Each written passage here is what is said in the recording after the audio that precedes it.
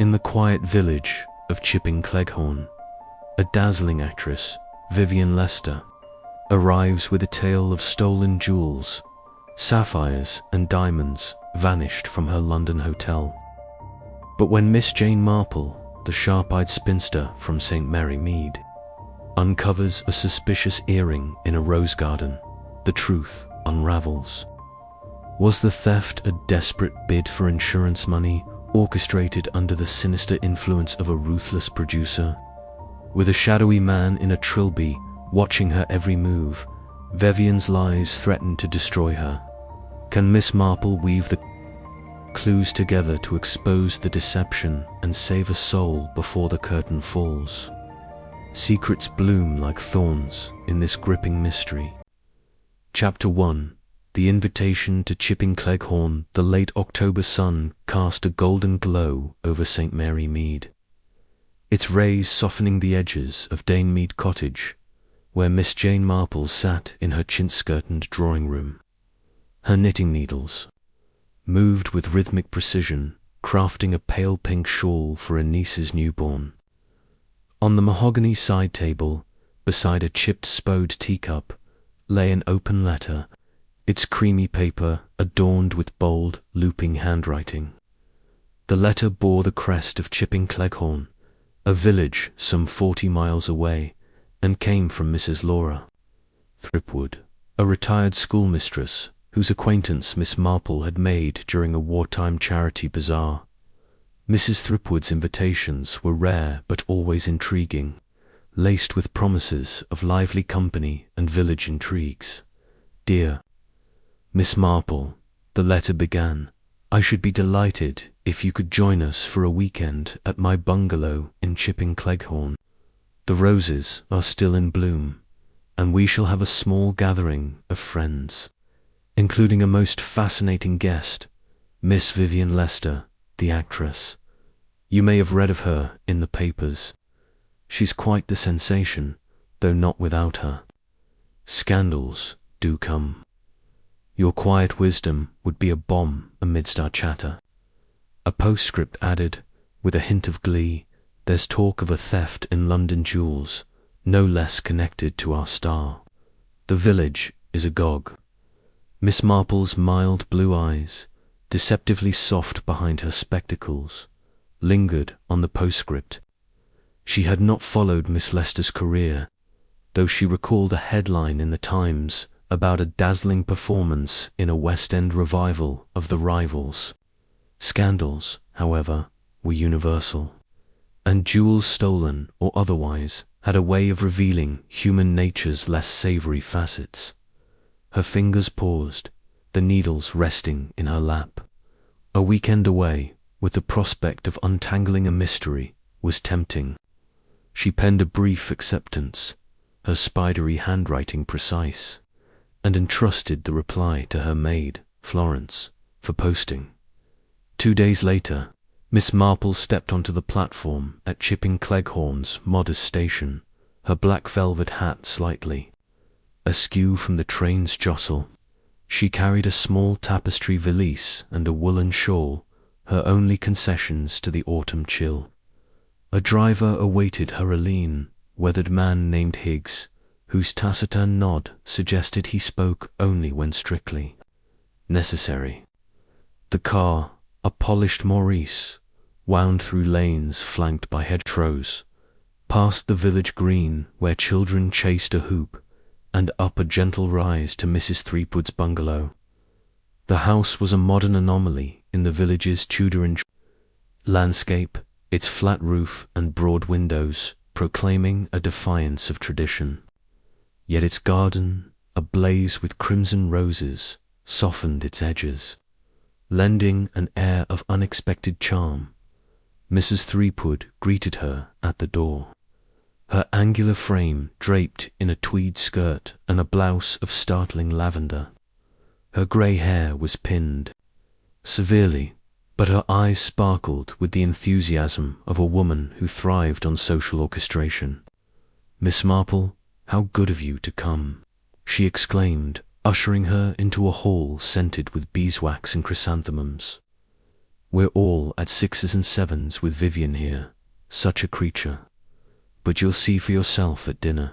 The drawing room, where tea was served, overlooked the garden, its French doors admitting a breeze that stirred the muslin curtains. Miss Marple sank into a cushioned armchair, accepting a cup of Earl Grey from a maid who moved with the silent efficiency of long service. Mrs. Threepwood perched opposite, her voice dropping conspiratorially. Vivian staying to escape the London Vulture's reporters, you know, after that business with her jewels. Stolen, she says, right from her hotel suite. The police are baffled, and Vivian, well, she's distraught, though you'd never guess it from her poise. Miss Marple sipped her tea, her expression one of polite absorption. She knew the value of listening, especially to a woman like Mrs. Threepwood, whose love of gossip often unearthed truths others overlooked. A theft, you say? She murmured. How distressing. Were the jewels very valuable? Oh, frightfully. So, sapphires and diamonds, I hear. Insured, of course, but Vivian says they were heirlooms. She's dining with us tonight, along with the Bantry Skernel and Mrs. and Dr. Haydock. You'll like Dolly Bantry. She's a dear, if a bit dramatic. Mrs. Threepwood leaned closer. Between you and me, I think Vivian enjoys the attention. Actresses, you know they live for the spotlight. Miss Marple smiled faintly, her mind already at work. She recalled a similar case in St. Mary Mead, where a young widow had claimed a brooch stolen, only for it to turn up in a pawn shop after a hasty insurance claim. People, she reflected, were predictable in their frailties, whether in a village or a London hotel. She set down her cup, her fingers brushing the lace doily beneath it. I look forward to meeting Miss Lester, she said, and to hearing more of this unfortunate affair. As the maid cleared the tea things, Miss Marple glanced out at the roses, their petals vivid against the fading light. Chipping Klehorn, she sensed, was about to reveal more than its hostess intended. Her needles, tucked into her valise, would have to wait. There were other threads to unravel first. Chapter 2. The actresses tailed the drawing room of Mrs. Laura. Threepwood's bungalow glowed with the soft light of a crystal chandelier, its prisms scattering flecks of radiance across the polished oak floor. The French doors stood ajar, admitting a faint autumnal chill that mingled with the warmth of a crackling fire in the grate. The room, furnished with a blend of modern austerity and inherited elegance, hummed with anticipation as the guests assembled. For dinner, Miss Jane Marple, seated in a high-backed chair near the hearth, her knitting tucked discreetly in a tapestry bag at her feet, observed the gathering with her customary air of mild detachment. Her pale blue eyes, sharp despite their gentle appearance, took in every detail: the gleam of silver on the sideboard, the faint scent of lavender from Mrs. Threepwood's sachet, and the undercurrent of excitement that rippled through the conversation. Mrs. Threepwood, resplendent in a burgundy gown that clashed faintly with her lavender blouse from earlier, presided over the room with the authority of a headmistress marshalling her pupils. She flitted between guests, her voice bright with the pleasure of hosting such a distinguished, if eclectic, assembly. Colonel Arthur Bantry, retired from the Indian Army, stood by the mantel, his ruddy face creased with the skepticism of a man who distrusted modernity. His wife, Dolly, a plump woman with an infectious laugh and a penchant for dramatic anecdotes, perched on a sofa, her eyes darting toward the door in anticipation of the evening star. Dr. Richard Haydock, the village physician, leaned against a bookcase, his lean frame and thoughtful expression suggesting a mind more accustomed to diagnosing ailments than navigating social intrigues. The final guest, Miss Vivian Lester, had yet to appear, her absence heightening the room's expectancy like a curtain yet to rise on a much anticipated play. Miss Marple, her hands folded in her lap, listened to the ebb and flow of chatter. Colonel Bantry was expounding on the decline of hotel security in London, his voice booming with military precision. "Mark my words, these modern establishments are too lax. Porters and maids coming and going, no proper oversight. In my day, a man's valuables were safe in his kit." Dolly Bantry, ever his foil, countered with a tale of a lost brooch at the Ritz, her tone suggesting the incident was more adventure than misfortune.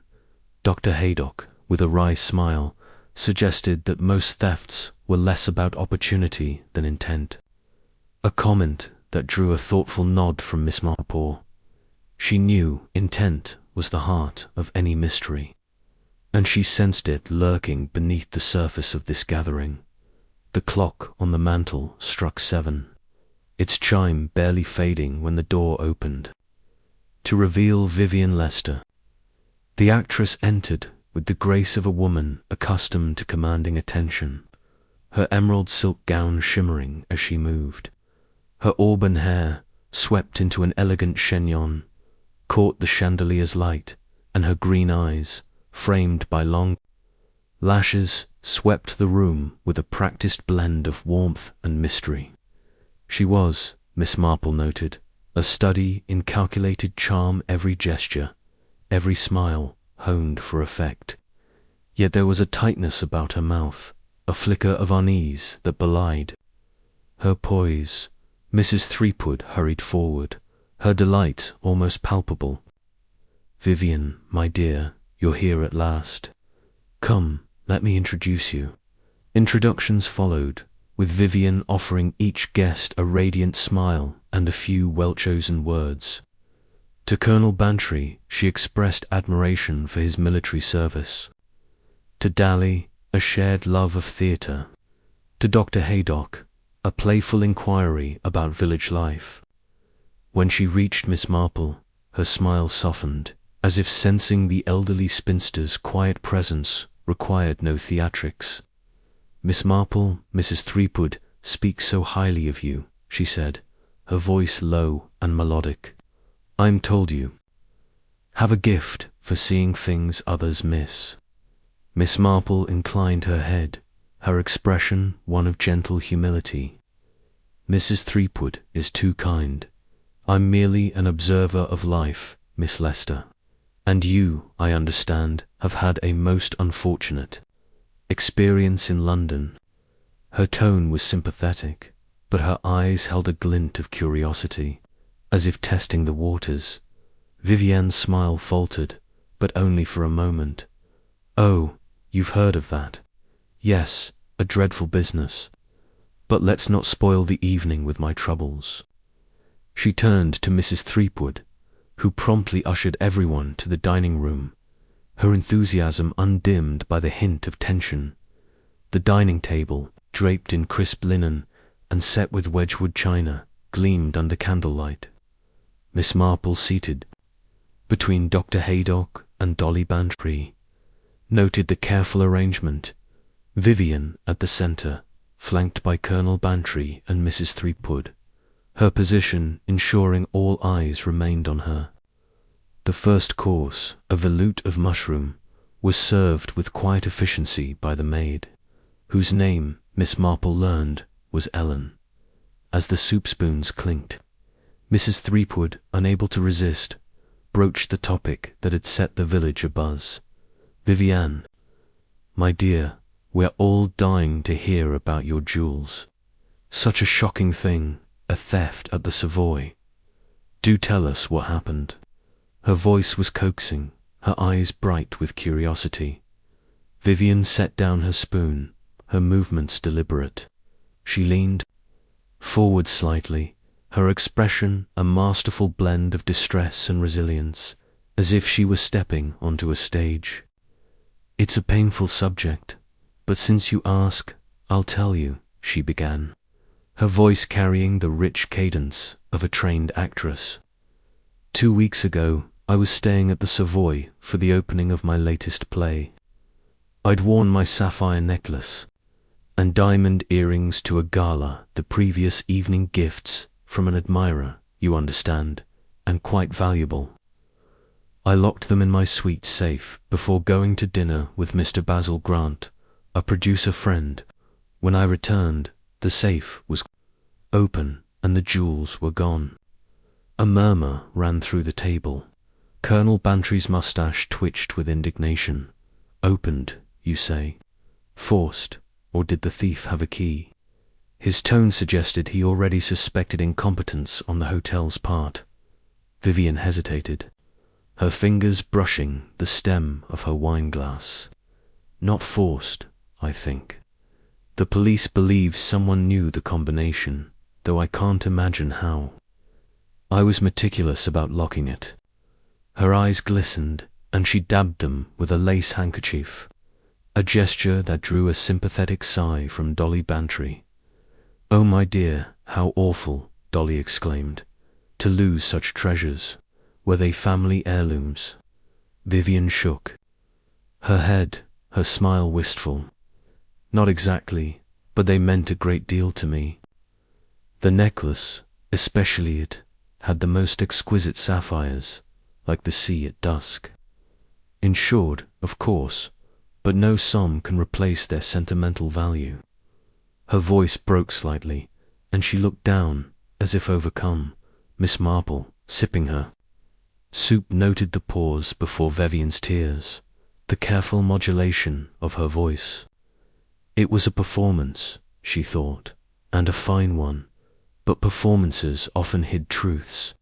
She recalled a girl in St. Mary Mead, a housemaid who had wept convincingly over a stolen silver spoon, only to be found selling it to a peddler. People she knew could craft stories as skillfully as she crafted her shawls. Dr. Haydock, his voice calm and measured, ventured a practical question. "Miss Lester, did you search the suite thoroughly? I've known cases where valuables were misplaced, not stolen. A brooch under a cushion, a ring in a glove silly overlooked in the moment."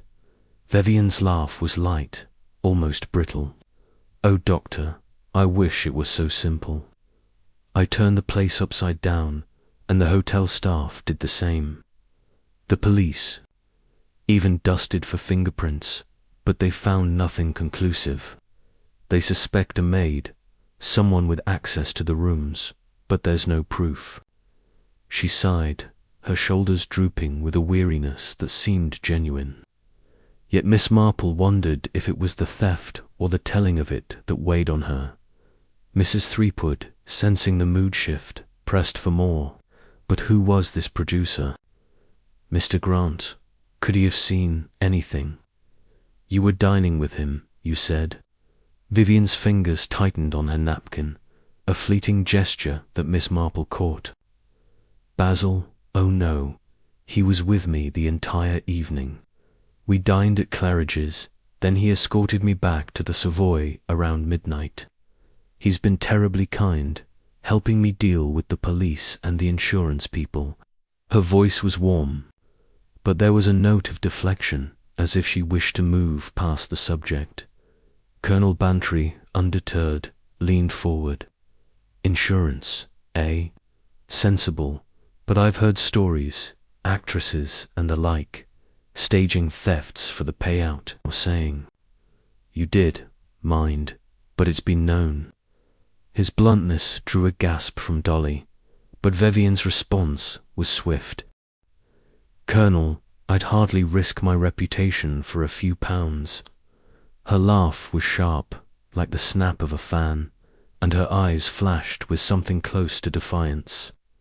"The police are investigating, and I trust they'll find the culprit. Until then, I'm trying to focus on my work.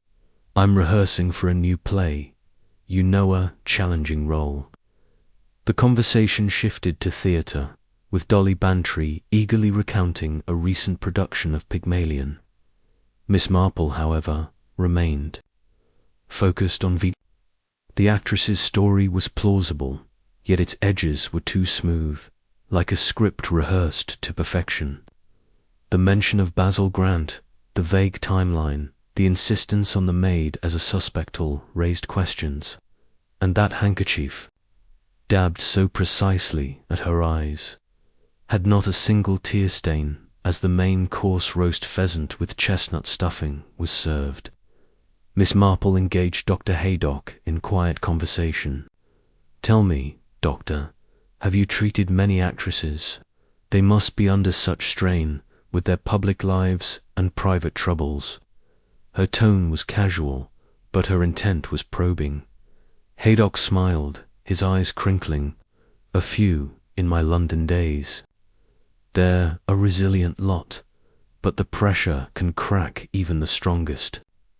Miss Lester seems composed, but I'd wager she's hiding something. That thefted's too neat, don't you think?" Miss Marple nodded, her expression serene. Neatness in a crime doctor is often a sign of design. But we shall see. She turned her attention to her plate, her mind sifting through Vivian's words like a gardener turning soil. The dinner progressed, with Vivian regaling the table with tales of her stage triumphs, a comedic mishap during the importance of being earnest, a standing ovation in Manchester. Her charm was undeniable, and even Colonel Bantry softened, chuckling at her anecdotes. Yet Miss Marple, ever observant, noted the glances Vivian cast toward the door, as if expecting an interruption, and the way her laughter faltered when Mrs. Threepwood mentioned London gossip. There was a brittleness to her, a sense that her performance was a fragile shell. As dessert, a delicate lemon soufflé was served. Dolly Bantry returned to the theft, her curiosity insatiable. "Vivian, do you think the thief targeted you specifically? An actress like you must have enemies, jealous rivals, perhaps." Vivian's smile was tight, her eyes flickering with something Miss Marple could not quite name. Fear, perhaps. Or calculation. Enemies. "Oh, I suppose every actress has a few, but I can't imagine anyone going to such lengths. It's more likely a common thief, don't you think?" She turned the question to Dr. Haydock, deftly shifting the focus. Miss Marple, cutting into her soufflé, thought of a woman in St. Mary Mead who had claimed a necklace stolen, only to reveal later it was a lover's gift she wished to conceal. Motives, she knew, were rarely as simple as greed. Vivian's theft, with its theatrical flair, suggested a purpose beyond mere profit. Was it money, as Colonel Bantry hinted, or something deeper, bid for attention, a shield against scandal? The evening drew to a close, with coffee in the drawing room, where Vivian excused herself early, citing a need to review her script. Mrs. Threepwood, slightly disappointed, saw her to the stairs, while the remaining guests lingered by the fire. Colonel Bantry, puffing on a cigar, grumbled about the incompetence of London police. Dolly speculated about Vivian's love life, her imagination running wild. Dr. Haydock, more reserved, exchanged a glance with Miss Marple, as if sensing her quiet scrutiny. As she retired to her room, Miss Marple paused at the window, gazing out at the darkened garden. The roses, barely visible in the moonlight, swayed in the breeze, their beauty masking thorns.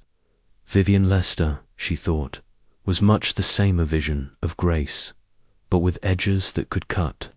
The actress's tale of theft was a puzzle, its pieces scattered across her words and gestures. Miss Marple, her mind as sharp as her knitting needles, knew the truth lay in those details, waiting to be stitched together. She closed the curtains and prepared for bed, certain that Chipping Klehorn held more secrets than its hostess suspected. Chapter 3. The Village Whispers. The morning sun rose over Chipping Klehorn, its pale light filtering through a veil of mist that clung to the hedgerows and rooftops. Miss Jane Marple, dressed in a sensible tweed skirt and a lavender cardigan, stepped out of Mrs. Threepwood's bungalow, her black lace mittens tucked into a capacious handbag. The air was crisp, scented with damp earth and the faint sweetness of late-blooming roses. She had declined the offer of a second cup of tea, citing a desire to stretch her legs, but her true purpose was to explore the village and its undercurrents of gossip. In her experience, villages were like tapestries thread of rumour, however frayed, contributed to the larger pattern of truth. The lane from the bungalow wound past a row of thatched cottages, their windows glinting like curious eyes. Miss Marple walked at a leisurely pace, her stick tapping the cobblestones, her eyes noting the small details that others might overlook. A curtain twitching at no, for a milkman's cart rattling toward the green, a black cat slinking across a garden wall. Chipping Klehorn, though larger than her own St. Mary Mead, shared the same pulse of communal scrutiny, where no stranger's arrival, particularly one as glamorous as Vivian Lester, went unremarked. Her first stop was the post office, a squat building with a red-tiled roof and a sign proclaiming posts and telegraphs. Inside, Miss Weatherby, the postmistress, stood behind the counter, her spectacles perched on a nose sharpened by years of observing her neighbour's correspondence. Her grey hair was pulled into a tight bun, and her fingers, stained faintly with ink, sorted letters with mechanical precision. She looked up as Miss Marple entered, her expression brightening with the prospect of conversation. "Good morning, Miss Weatherby," Miss Marple said, her voice soft but clear. "I'm staying with Mrs. Threepwood and thought to post a card. To my niece, such a charming village you have here." Miss Weatherby's eyes gleamed with the pride of a local historian. "Oh, Chipping Klehorn's a fine place, Miss Marple, is it? We don't get many visitors like that actress, though Miss Lester's got the whole village talking." She leaned forward, lowering her voice despite the empty shop. "They say her jewels were stolen to fund some shady business in London gambling debts, or worse. Not that I believe all I hear, mind, but there's no smoke without fire." Miss Marple's expression was one of polite interest, her head tilted as if weighing the postmistress's words. "Indeed, how intriguing. I understood the theft occurred at her hotel. Has there been talk of anything more? Local?" She chose her words carefully, knowing that gossip, like a stream, flowed most freely when gently guided. Miss Weatherby needed no further prompting. "Well, now you mention it, young Tom Edgeheath, the butcher's lad, saw Miss Lester arguing with a man near the bungalow last night. A stranger, wearing a Trilby hat, if you please. Tom swears it was past 10, and they were by the old oak at the lane's end. Looked heated, he said, though he couldn't hear the words." She paused, savouring the effect of her revelation, then added, "Mind, Tom's a bit fanciful, but he's not one to lie." Miss Marple nodded, her mind filing away the detail. A man in a Trilby, seen late at night, suggested more than a casual encounter. She recalled Vivian's unease at dinner, the way her laughter had faltered when pressed about her London acquaintances. "How curious," she murmured. "I suppose an actress attracts all sorts of attention. Has this man been seen before?" "Not that I know," Miss Weatherby admitted, slightly deflated. "But I'll wager he's no local. We'd have noticed a type like that." She handed Miss Marple a postcard and stamp. Her curiosity now turned to her visitor. "You're from St. Mary Mead, Mrs. Threepwood says. Ever had anything like this? There's stolen jewels and mysterious men." Miss Marple smiled, her eyes twinkling with a hint of mischief. "Oh, St. Mary Mead has its share of excitements, though. They're often quieter than London's. People you know are much the same everywhere. She paid for the stamp, thanked Miss Weatherby, and stepped back into the street, her thoughts already turning to the butcher's. The butcher's shop, a few doors down, was a bustling hub of morning activity. Housewives queued for chops and sausages, their chatter a lively counterpoint to the rhythmic thud of Mr. Edge's cleaver. The butcher, a burly man with a florid face and a stained apron, greeted Miss Marple with a nod as she entered. She had no intention of buying meat. Her stay at the bungalow included meals, but she lingered by the counter, ostensibly admiring a string of sausages. "Morning, ma'am," Mr. Edge said, wiping his hands on a cloth. "You're Mrs. Guest, ain't you?" "Fine lady, she is. Always a good word for everyone." His tone was hearty, but his eyes held the wariness of a man who knew his shop was a clearinghouse for village news. "Indeed, I am," Miss Marple replied, her voice warm. "I was just speaking with Miss Weatherby about the stir Miss Lester's caused. She mentioned your lad, Tom, saw something curious last night. Argument, perhaps." Mr. Edge's eyebrows rose, but he chuckled, clearly pleased to be in the... "No, Tom's got sharp eyes, that boy. He told me he saw Miss Lester by the oak tree, talking fierce-like with a fellow in a trilby. Didn't look like a friendly chat, he said. The man kept his hat low, so Tom couldn't see his face. But he was no villager to city smart, by his coat." He leaned closer, his voice dropping. "If you ask me, that actress is mixed up in something. Jewels don't just vanish, do they?" Miss Marple's expression was one of gentle concern. "No, indeed, they don't. It must be unsettling for the village, having such a mystery so close. Has Tom seen anything else? Perhaps Miss Lester with other visitors?" She phrased it delicately, as if merely curious, but her mind was alert for any thread that might connect to Vivian's story. Mr. Edge shook his head. "Not that he said, but I'll ask him. Mind, Miss Lester's been keeping to the bungalow mostly, except for her walks in the garden. Rehearsing, Mrs. Threepwood says, but I reckon she's avoiding the nosy Parkers round here." He grinned, then turned to serve a customer. Leaving Miss Marple to ponder, she left the shop and continued her circuit of the village, pausing at the baker's to buy a loaf she didn't need, and at the newsagent's to glance at the day's headlines. Each stop yielded fragments of the same story. Vivian's theft was the talk of chipping Klehorn, with theories ranging from a vengeful rival to an inside job at the Savoy. The man in the trilby featured prominently, his anonymity fueling speculation. At the tea shop, Mrs. Pye, the proprietress, confided that a customer had seen a similar figure loitering near the churchyard 2 nights prior, though no one could agree on his purpose.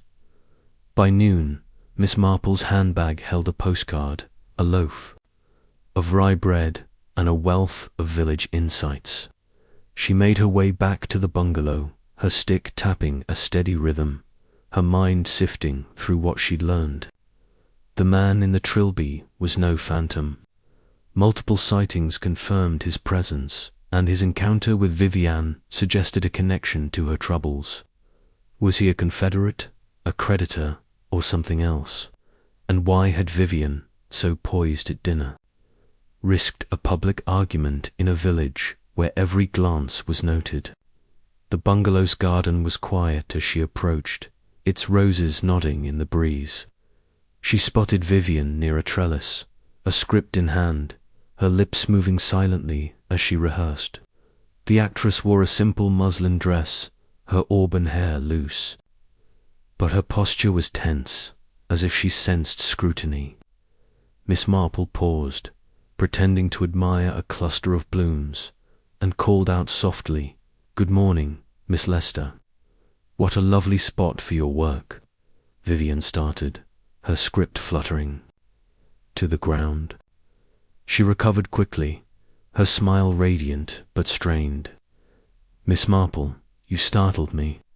Yes, it's peaceful here, perfect for learning lines. She stooped to retrieve the script, her movements graceful but hurried. Miss Marple's eyes were kind but searching. You must find it a relief after London's bustle. Though I hear the village is quite curious about us, especially after a certain sighting last night. A man in a trilby hat near the oak tree. She spoke lightly, as if sharing a bit of harmless gossip, but her gaze held Vivian's. The actress's smile froze, her fingers tightening on the script. A trilby, oh, probably a fan. They follow me everywhere, you know, quite tiresome. Her laugh was airy, but her eyes darted toward the house, as if seeking escape. I must get back to my lines. Excuse me, Miss Marple. She hurried indoors, leaving Miss Marple to contemplate the trellis. The actress's denial was too swift, her unease too palpable. In St. Mary Mead, Miss Marple had known a young man who laughed off questions about a late-night visitor only to be caught smuggling contraband. Vivian's reaction was similar, a mask of nonchalance over a core of anxiety. Inside the bungalow, luncheon was being prepared, the aroma of baked ham and apples drifting from the kitchen. Mrs. greeted Miss Marple with her usual vivacity, pressing her to describe her morning. You've been exploring, haven't you? Chipping Klehorns full of characters, though I dare say they've been bending your ear about Vivian. Miss Marple smiled, settling into a chair. Oh, they're a talkative lot, and Miss Lester is quite the topic. There's mention of a man seen with her last night, a stranger in a trilby. The village seems to think he's part of her mystery. Mrs. Threepwood's eyes widened, but she waved a hand dismissively.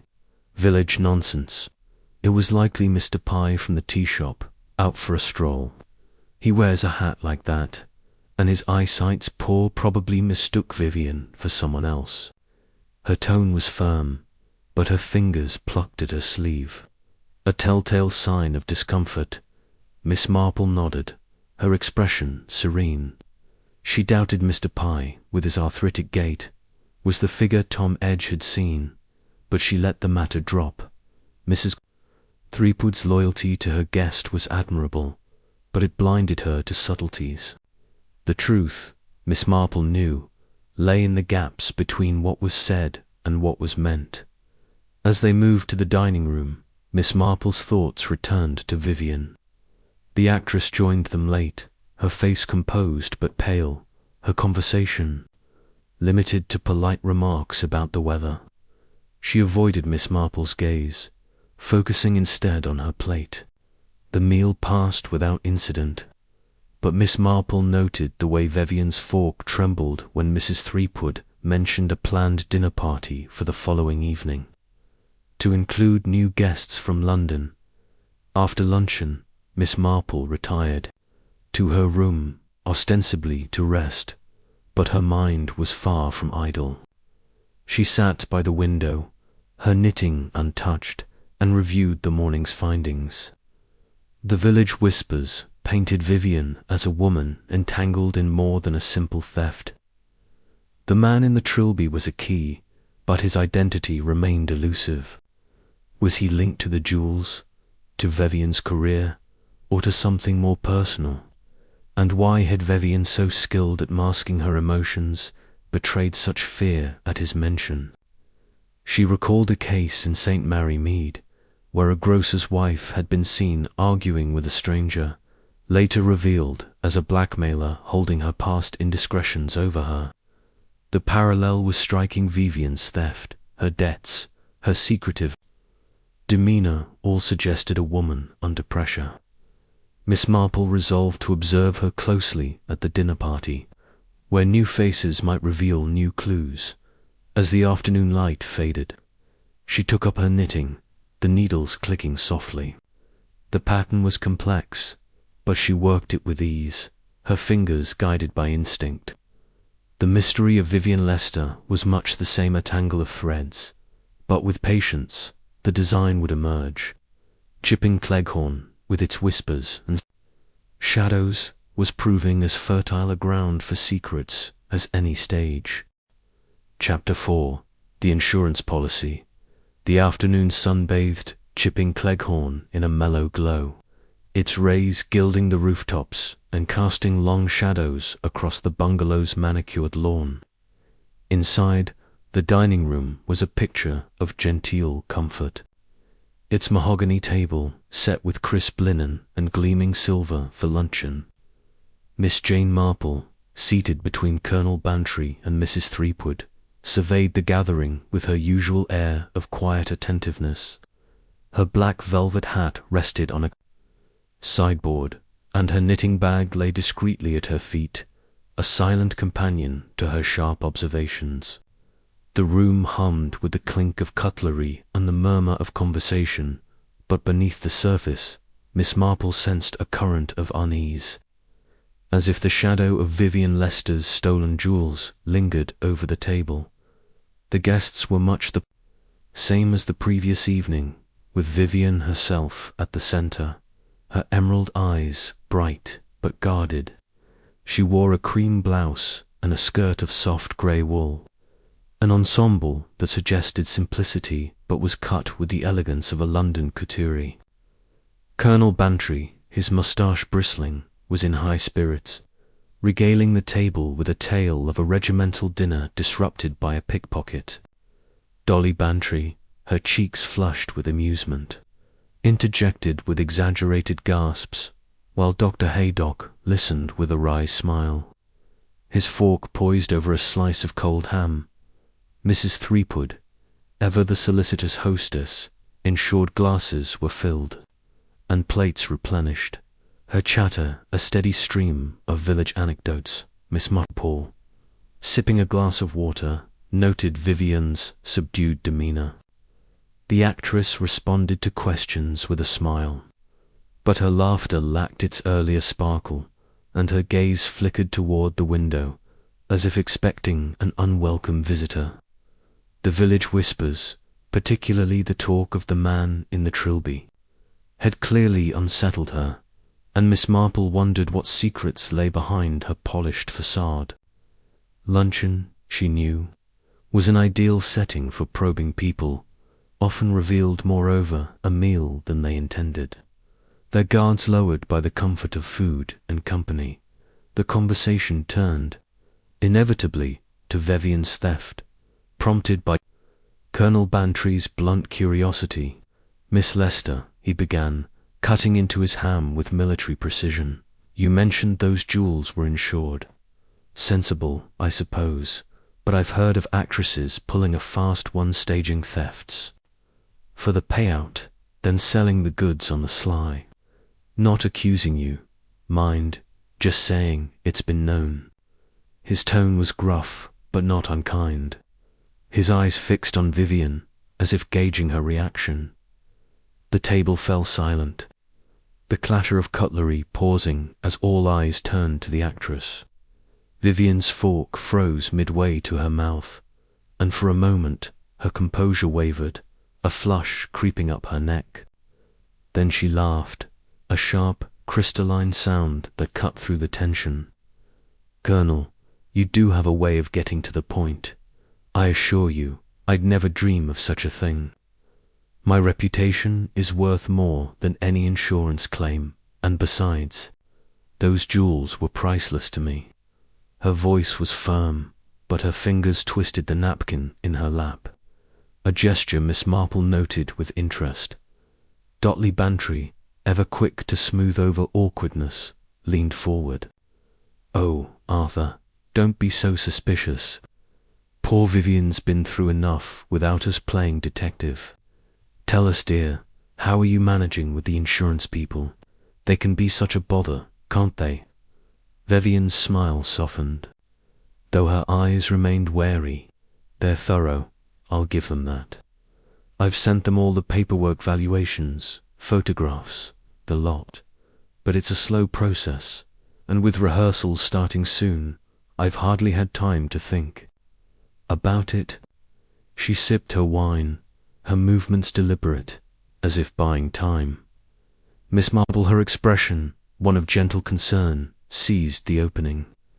It must be dreadfully trying, Miss Lester, dealing with such formalities. When did you notify the insurance company? I've heard promptness is key in these matters. Her voice was soft, almost apologetic, but her question was a needle, probing for a weak seam in Vivian's story. The actress hesitated, her gaze flickering to Mrs. Threepwood, as if seeking rescue. Oh, I suppose it was a day or two after the theft. I was so shaken, you see, and there were interviews with the police, and then rehearsals. I didn't get to it right away.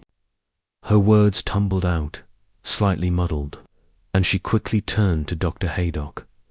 Doctor, you must see cases of shock in your work. It does muddle one's thinking, doesn't it? Haydock, his lean face thoughtful, nodded. Shock can certainly cloud the mind, but I'd say you've handled it remarkably well, Miss Lester. Most people would be in a panic, yet here you are, charming us all. His tone was kind, but there was a hint of skepticism, a challenge that made Vivian's smile tighten. Miss Marple, cutting a morsel of ham, reflected on the delay. In St. Mary Mead, she had known a shopkeeper who lost a watch, only to claim insurance weeks later, having sold the item to cover gambling debts. A delayed claim, she knew, often suggested calculation rather than distress.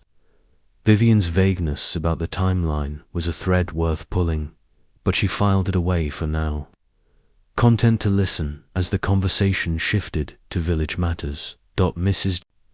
Threepwood, sensing the need for levity, launched into a story about a local fete where the vicar's wife had misjudged the weight of a prize marrow. Dolly Bantry laughed heartily, and even Colonel Bantry chuckled. But Vivian's participation was perfunctory, her thoughts elsewhere. Miss Marple, ever observant, noted the way the actress's eyes darted to the door when Ellen, the maid, entered with a fresh pot of tea. Was she expecting someone, or merely anxious about the scrutiny she faced?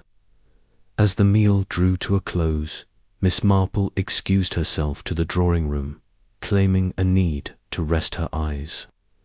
In truth, she wished to telephone her nephew, Raymond West, whose London connections might shed light on Vivian's circumstances. The bungalow's telephone, a sleek black instrument, stood in a quiet alcove off the hall. She dialed Raymond's number, her fingers steady despite the faint crackle of the line, Aunt Jane. Raymond's voice was warm, tinged with amusement. What's this? Another mystery in the wilds of chipping Klehorn? Miss Marple smiled, her tone light but purposeful. Nothing so dramatic, dear, but I am curious about a guest here, Miss Vivian Lester, the actress. There's talk of a jewel theft, and I wondered if you might discreetly inquire about her financial situation. Debts, creditors, that sort of thing. I'd be most grateful. Raymond, ever indulgent of his aunt's hobbies, chuckled. Vivian Lester, eh? She's a name in the papers, quite the star, though I hear her last play was a flop. I'll ask around, but it'll take a day or two. Anything else I should know?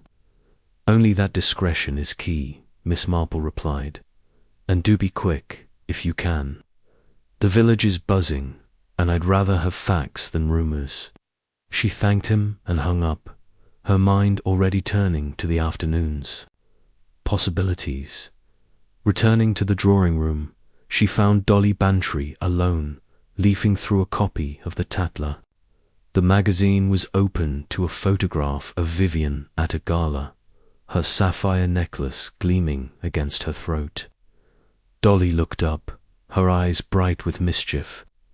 Jane, you're up to something, aren't you? I saw you slip away just now. What's your take on Vivian's story? Arthur's convinced she's hiding something, but I think she's just dreadfully unlucky. Miss Marple settled into a chair, her hands folded in her lap. Unlucky, perhaps, but people make their own luck, don't they? I find her story curious. The theft is so theatrical, almost as if it was staged for an audience. She paused, choosing her words. In St. Mary Mead, we had a young woman who claimed a ring was stolen, only to find it had been pawned to pay a debt. I wonder if Miss Lester's jewels might have a similar tale.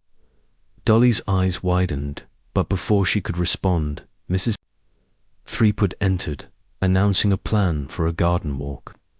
The group assembled outside, where the roses glowed in the fading light, their petals a vivid contrast to the gathering clouds. Vivian joined them, her mood lighter, as if the open air had lifted her spirits. She walked beside Dr. Haydock, her laughter ringing out as he described a patient's comical misunderstanding of a prescription. Miss Marple, strolling at a slower pace with Colonel Bantry, steered the conversation back to insurance. Colonel, you mentioned staged thefts earlier. Have you come across many in your career? I imagine the army had its share of such schemes. Bantry, puffing out his chest, nodded. Oh, aye, more than you'd think. Officers' mess silver going missing, only to turn up in a pawn shop. It's always about money debts, usually, or a need to keep up appearances. That's why I asked Miss Lester about her insurance. If she's in debt, a payout's a tidy solution. He glanced at Vivian, who was now posing playfully by a rosebush, her scarf fluttering in the breeze. Mind, she's a charmer. Hard. To think she'd stoop to it. Miss Marple's eyes followed his gaze. Charm, Colonel, is a powerful mask, but masks slip, given time. She spoke softly, her mind recalling Vivian's twisted napkin, her hurried explanation of the insurance delay. The actress was a puzzle, each piece revealing a new facet of her character. The walk concluded as the sky darkened, a hint of rain, driving the group indoors. Miss Marple lingered in the garden, ostensibly to admire a late-blooming dahlia, but her true purpose was to observe Vivian's departure. The actress had excused herself to fetch a shawl, and as she re-entered the bungalow, Miss Marple caught a glimpse of her profile tense, almost hunted. It was a fleeting moment, but it confirmed what the village whispers and her own observations suggested. Vivian was a woman under pressure, her poise a fragile shield against an unseen threat. Back in the drawing room, tea was served, and the conversation turned to the upcoming dinner party. Mrs. Threepwood announced that 2 new guests would join them, Mr. Basil Grant, Vivian's producer, and Miss Clara Finch, her dresser. The mention of Grant piqued Miss Marple's interest. Vivian had described him as a friend, but her tone had held a note of caution, as if his kindness came with strings. Clara, meanwhile, was an unknown quantity, a shadow in Vivian's orbit who might hold clues to her mistress's secrets. As the afternoon waned, Miss Marple retired to her room, her knitting bag in hand. She sat by the window, the needles clicking softly as she worked an intricate lace pattern. The rhythm was soothing, but her mind was far from idle. Vivian's theft, she suspected, was no random act of larceny, the delayed insurance claim. The man, in the trilby, the actress's guarded demeanor, or pointed to a scheme, perhaps born of desperation. But what drove her? Debt, as Colonel Bantry suggested, or something more personal, a scandal, a betrayal. She thought of a case in St. Mary Mead, where a vicar's daughter had lost a locket, only to reveal it was a gift from a married man, hidden to avoid gossip. Vivian's jewels, with their sentimental value and theatrical disappearance, might serve a similar purpose, distraction from a truth too damaging to reveal. Miss Marple's needles paused, her eyes narrowing. The dinner party, with its new players, would be a stage of its own, and she intended to watch closely. As dusk settled over Chipping Klehorn, the bungalow's lights glowed against the gathering night. Miss Marple set her knitting aside and rose, her resolve firm. The insurance policy, like the roses in the garden, was beautiful but thorny, and she was determined to uncover what lay beneath its surface. Vivian Lester, she sensed, was playing a role, but the script was hers too. Unravel. Chapter 5. The man in the trilbeath. The evening air in Chipping Klehorn carried a hint of frost, its chill seeping through the cracks of Mrs. Threepwood's bungalow as the guests gathered for the promised dinner party. The drawing room, aglow with the soft radiance of shaded lamps, buzzed with an undercurrent of anticipation, as if the arrival of new faces might unravel the enigma that clung to Vivian Lester. Miss Jane Marple, seated in a cushioned armchair near a rosewood table, her knitting bag tucked discreetly at her side, observed the scene with her customary blend of gentle detachment and piercing insight. Her lavender shawl draped loosely over her shoulders, and her mild blue eyes, framed by delicate spectacles, missed nothing. The gleam of polished silver on the sideboard, the faint creak of floorboards under Ellen's careful steps, and the subtle shifts in Vivian's demeanour as she greeted her fellow guests. The familiar faces were present. Colonel Bantry, his ruddy cheeks flushed with the warmth of a pre-dinner sherry. Dolly Bantry, her laughter bright but her eyes darting with curiosity. Dr. Haydock, lean and thoughtful, sipping a glass of claret with the air of a man weighing his words. Mrs. Threepwood, resplendent in a gown of deep sapphire, flitted about, with the energy of a hostess determined to orchestrate a memorable evening. Vivian, in a gown of midnight blue that accentuated her auburn hair, was a vision of poised elegance, yet Miss Marple noted a brittleness in her smile, a tension that betrayed her carefully crafted composure. The new arrivals, however, drew Miss Marple's keenest attention.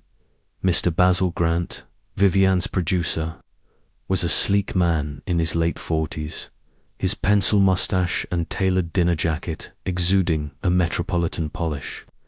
His dark eyes, sharp and assessing, lingered on Vivian, with a proprietary intensity that bordered on possessiveness. Miss Clara Finch, Vivian's dresser, was his opposite, a small, nervous woman with mousy hair and eyes that darted like a startled bird's. Her plain black dress and fidgety hands suggested a life spent in the shadows of her employers.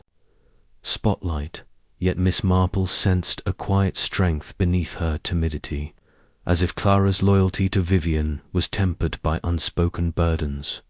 Dinner was announced, and the party moved to the dining room, where candlelight danced across a table, set with crystal and damask. Miss Marple, placed between Dr. Haydock and Clara Finch, took the opportunity to study the newcomers. Basil Grant, seated opposite Vivian, dominated the early conversation.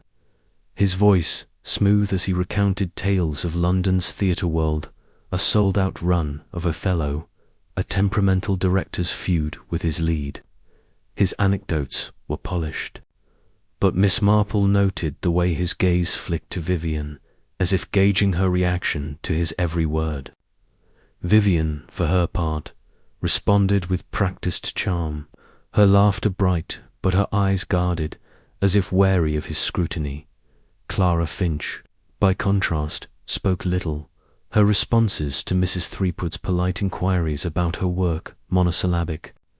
"It's demanding, ma'am, but I manage," she murmured, her fingers crumbling a bread roll into tiny pieces. Miss Marple, offering a sympathetic smile, ventured a gentle question. "It must be fascinating, Miss Finch, seeing the theatre from behind the scenes. Do you travel with Miss Lester often?" Clara's eyes flicked up, startled, but she nodded. "Yes, ma'am, wherever she goes. Costumes, fittings, that sort of thing. It keeps me busy." Her voice was low, almost inaudible, and she glanced at Vivian as if seeking permission to say more. Vivian, engrossed in a story from Colonel Bantry, did not notice, but Miss Marple filed away Clara's unease. Loyalty, she knew, could bind as tightly as fear, and Clara's demeanor suggested both. The first course, a consomme with a hint of tarragon, gave way to a discussion of Vivian's theft, prompted by Dolly Bantry's irrepressible curiosity. "Vivian, you must tell Mr. Grant and Miss Finch about your dreadful experience at the Savoy," she said, her tone a mix of sympathy and excitement. "It's positively thrilling, like something from a play." Vivian's smile tightened, but she complied, her voice taking on the cadence of a rehearsed monologue. "It's hardly thrilling, Mrs. Bantry, but since you ask, I returned to my suite after dining with Basil to find my safe open and my sapphire necklace and diamond earrings gone. The police suspect a hotel staff member, but they've no leads." Her eyes met Grant's briefly, and Miss Marple caught a flicker of something annoyance, perhaps, or a silent warning. Grant leaned forward, his expression one of solicitous concern. "A shocking business, Vivian. I told you that hotel was too lax. You should have stayed at the Dorchester Better Security." His tone was light, but there was an edge to it, as if he were reminding her of a debt owed. "I've been helping her with the insurance claims," he added, addressing the table. "A tedious process, but necessary." Miss Marple, sipping her soup, noted the proprietary note in his voice. In St. Mary Mead, she had known a milliner who helped a young widow with her finances, only to pressure her into selling her cottage. Grant's involvement in Vivian's affairs suggested more than professional interest, and his mention of the insurance claims echoed Vivian's own vague timeline, a detail that continued to nag at Miss Marple's mind. Colonel Bantry, never. One for subtlety interjected. "Insurance, eh? Hope it's all above board. I knew a chap in Bombay who faked a burglary to clear his debts. Got caught when he tried to sell the stolen silver." His laugh was hearty, but his eyes were fixed on Vivian, as if daring her to flinch. Vivian's laugh was sharp, like the snap of a twig. "Really, Colonel, you do paint a vivid picture. I assure you, my jewels were genuinely taken. I'd hardly risk my career for a scheme like that." Her tone was defiant, but her fingers gripped her wine-glass, and Miss Marple saw Clara Finch wince, as if the words struck a nerve. The conversation shifted to the theatre, with Grant describing Vivian's upcoming role in a new production, a psychological drama set in a country house. "It's a challenging part," he said, his eyes on Vivian. "She need to dig deep, show a side of herself the public hasn't seen." His smile was charming, but there was a challenge in it, as if he knew something she preferred to keep hidden. Miss Marple, turning to Clara, kept her voice soft. "It must be rewarding, Miss Finch, helping Miss Lester prepare for such roles. Do you ever assist with her personal matters, say managing her correspondence or valuables?" The question was innocent, but her eyes were keen, watching for a reaction. Clara's fork clattered against her plate, and she flushed. "Oh no, ma'am, that's not my place. I just handle the costumes, maybe pack her things. She's got others for important stuff." Her voice was strained, and she glanced at Vivian, who was now laughing at a remark from Dr. Haydock. Miss Marple nodded, her smile encouraging, but she sensed Clara's discomfort was more than shyness. The dresser knew something, perhaps more than she wished to. As the main course roast lamb with rosemary and garlic was served, Miss Marple steered the conversation with Dr. Haydock to village life, probing indirectly about strangers in Chipping. "Klehorn, I heard talk of a man in a trilby hat seen near the bungalow," she said, her tone casual. "The village seems quite curious about him. Have you noticed any unfamiliar faces, Dr. Haydock's eyes crinkled with amusement. "You've been listening to the post office, haven't you?" "Yes, there's been chatter about a stranger trilby dark coat, seen near the oak tree. Probably a journalist, sniffing around Vivian, though I haven't seen him myself." He lowered his voice, glancing at Grant. "Mind, if he's connected to her theft, he might be trouble. London types don't wander here without reason." Miss Marple nodded, her mind racing. The man in the trilby, mentioned by Tom Edge and others, was no mere journalist. His late-night argument with Vivian suggested a personal connection, perhaps tied to the theft or her financial troubles. She recalled a case in St. Mary Mead, where a stranger in a bowler hat had turned out to be a loan shark pressuring a local farmer. The trilby man, she suspected, played a similar role in Vivian's drama. The dinner progressed, with Dolly Bantry coaxing Vivian into sharing a humorous story about a stage mishap, a dropped prop sword that nearly upstaged her soliloquy. The table laughed, but Miss Marple's attention was drawn to an exchange in the hallway. As Ellen cleared the plates, Clara excused herself, murmuring about a headache. Miss Marple, her hearing sharper than her age suggested, caught a fragment of conversation as Clara passed Vivian in the corridor. "You mustn't trust him," Clara whispered, her voice low but urgent. "He knows too much." Vivian's reply was inaudible, but her tone was sharp, almost angry. Clara returned moments later, her face pale, and resumed her seat without meeting anyone's gaze. Miss Marple's needles, had they been in her hands, would have paused. The hymn was likely Basil Grant, given Clara's glance in his direction, but the warning suggested a deeper entanglement. Was Grant pressuring Vivian, using knowledge of the theft, or something else to control her? And what role did Clara play, caught between loyalty and fear? After dessert, a plum tart with clotted cream, party returned to the drawing room for coffee. Miss Marple, claiming a need for her shawl, lingered in the cloakroom, her movements slow but deliberate.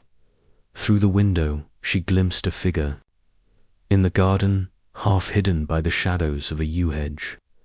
He wore a trilby hat, its brim tilted low, and his posture was that of a man watching the house. Before she could discern more, he slipped into the darkness, leaving only the rustle of leaves. She rejoined the group, her expression serene but her mind alert. The trilby man's presence confirmed the villagers' whispers, and his nocturnal vigilance suggested a purpose beyond curiosity. Was he a confederate in the theft, a creditor, or an investigator? And why did Vivian, so skilled at masking her emotions, seem so rattled by his existence? As coffee was served, Miss Marple engaged Mrs. Threepwood in quiet conversation. "I couldn't help noticing a man outside just now," she said, her tone apologetic.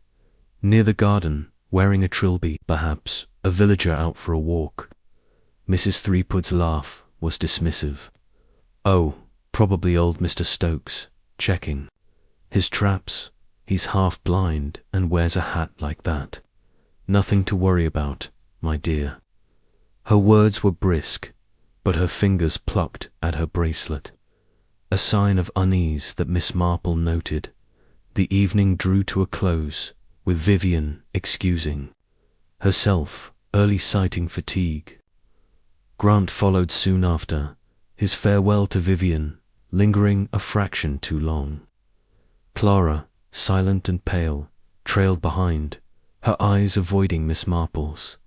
The remaining guests lingered by the fire, with Colonel Bantry grumbling about London's criminal underbelly and Dolly speculating about Vivian's romantic entanglements.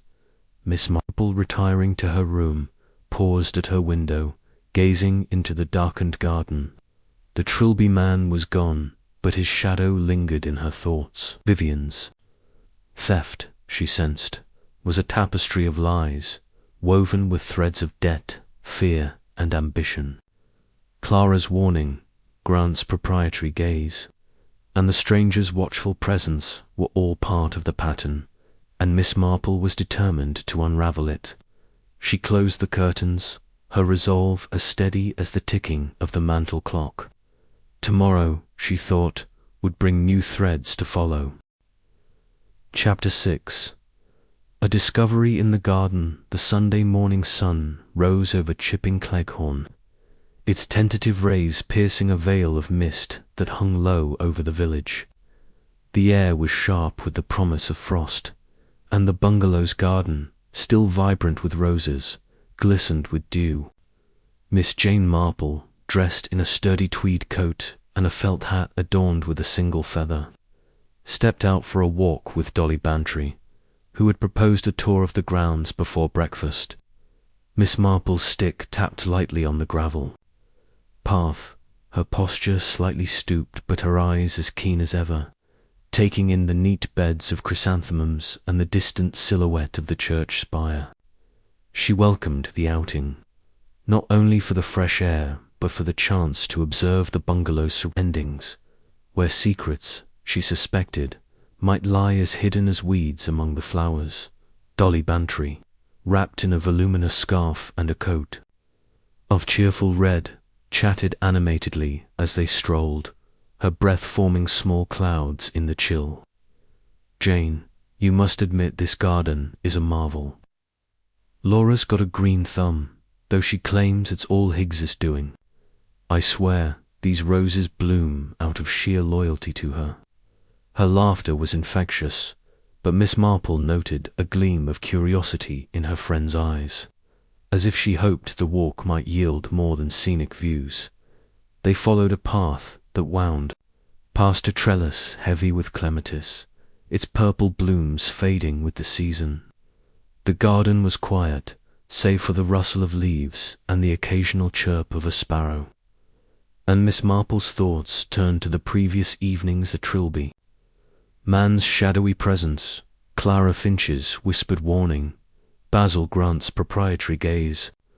Vivian Lester's theft, she sensed, was a performance, its script written to conceal a deeper motive. The garden, with its ordered beauty, seemed an unlikely stage for revelation. Yet Miss Marple knew that truth often surfaced in unexpected places as they neared a cluster of rose bushes, their petals a vivid crimson against the damp earth. Dolly paused, her hand on Miss Marple's arm. "Look, Jane, what's that?" She pointed to a glint in the soil, half hidden by a tangle of roots. Miss Marple bent closer, her stick steadying her, and brushed away a layer of dirt to reveal a small earring, single diamond, its setting bent as if it had been trodden upon.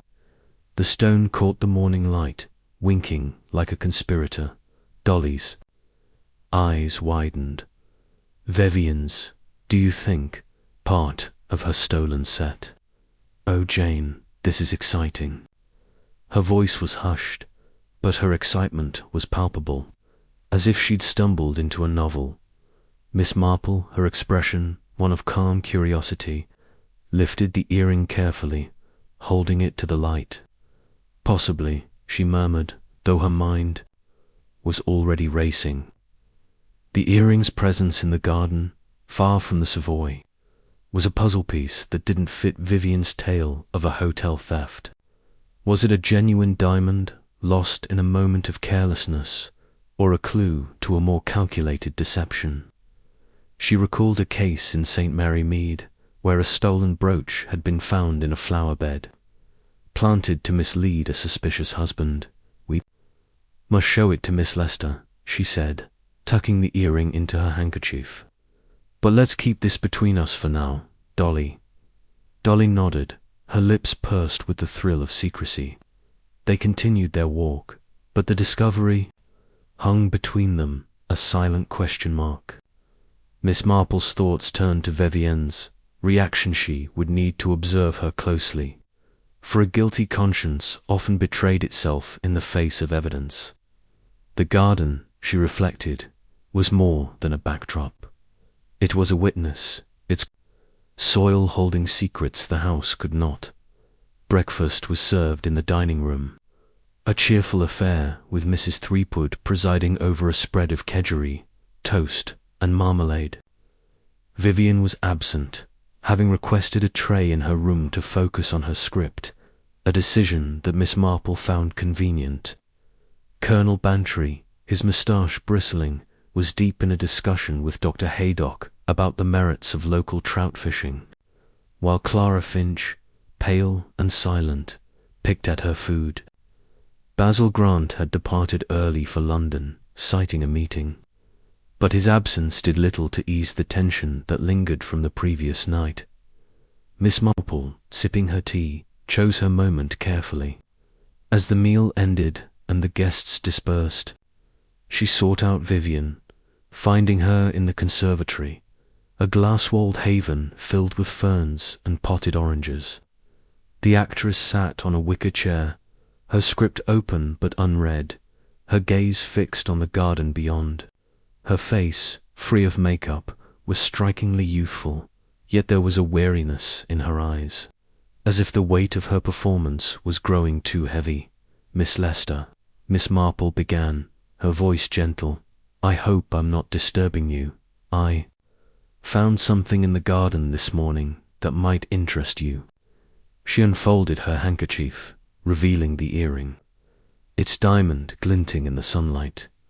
Vivienne's breath caught, and for a moment her composure shattered. Her hand flew to her throat, and her eyes widened, but she recovered swiftly, her expression hardening. "It's not mine," she said, her voice firm but strained. "My earrings were a pair, and the diamonds were larger, cushion-cut, not round. This must belong to someone else." She forced a smile, but her hands trembled, and she clasped them tightly in her lap. Miss Marple's eyes were kind but unyielding. "Of course, my dear, I only thought it might be connected. Given your recent loss, I'll keep it safe until we can inquire further." She tucked the earring away, noting Vivienne's pallor, the way her gaze darted to the door. The actress recognized the earring. Miss Marple was certain, but her denial was a wall, erected to protect a truth she dared not reveal. Returning to the drawing room, Miss Marple found Dolly Bantry alone, leafing through a gardening magazine, with feigned interest. "Well," Dolly whispered, her eyes alight. "What did she say?"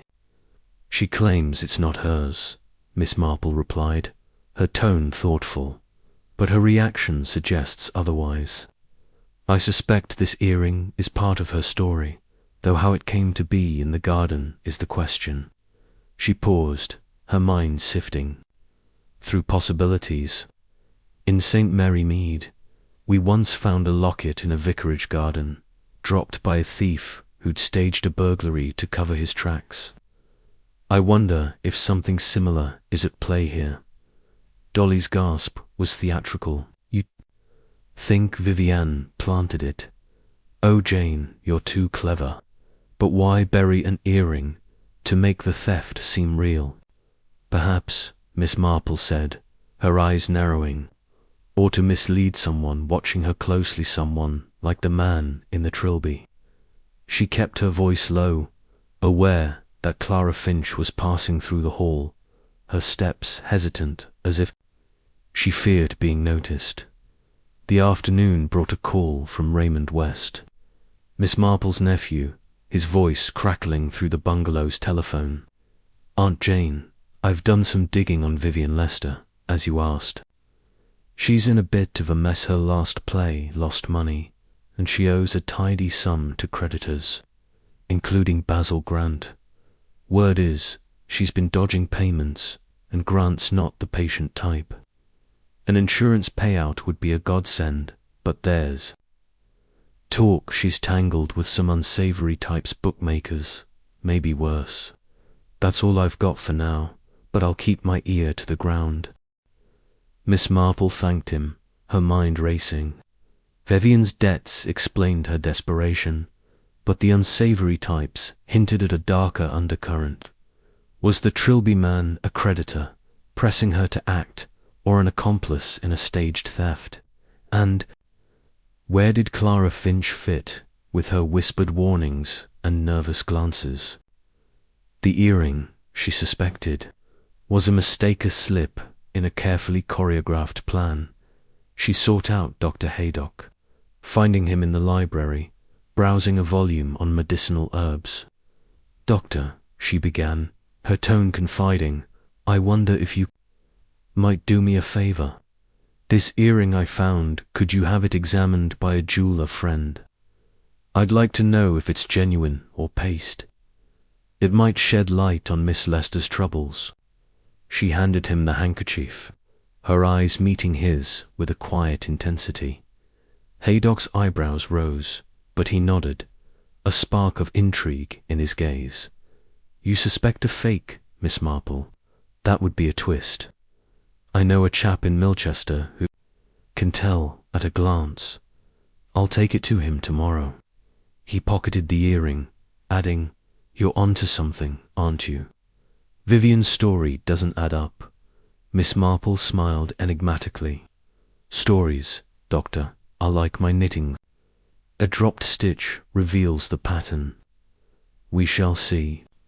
She left him to his book, her mind already turning to the evening ahead.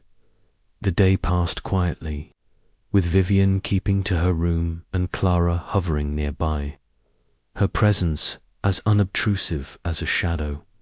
Mrs. Threepwood, sensing the undercurrent of tension, filled the hours with plans for a village outing, but Miss Marple declined, citing a need to rest. In truth, she wished to reflect, to piece together the fragments of the puzzle. The earring, Vivian's debts, the Trilby mantle were threads, but the design remained elusive as dusk fell. The bungalow's lights glowed against the gathering dark, and Miss Marple joined the others for tea in the drawing-room. Colonel Bantry was absent, having gone to visit a fishing friend, but Dolly was in high spirits, regaling Dr. Haydock with a tale of a disastrous village pageant. Vivian appeared briefly, her face pale but composed, and excused herself after a single cup, claiming a headache. Clara followed, her eyes downcast, and Miss Marple noted the way Vivian's hand brushed Clara's arm, a gesture of reassurance or control. Alone with Dolly and Haydock, Miss Marple steered the conversation to the garden. "It's remarkable how things turn up in such places," she said, her tone casual. "That earring, for instance, such an odd place to lose something so valuable. I wonder if the garden holds other surprises." Dolly's eyes sparkled. "You're fishing, Jane. You think there's more to find, don't you? Shall we go digging tomorrow?" Her enthusiasm was childlike, but Miss Marple shook her head. "Patience, my dear," she said. "The garden will tell its story in time. For now, we must watch and listen."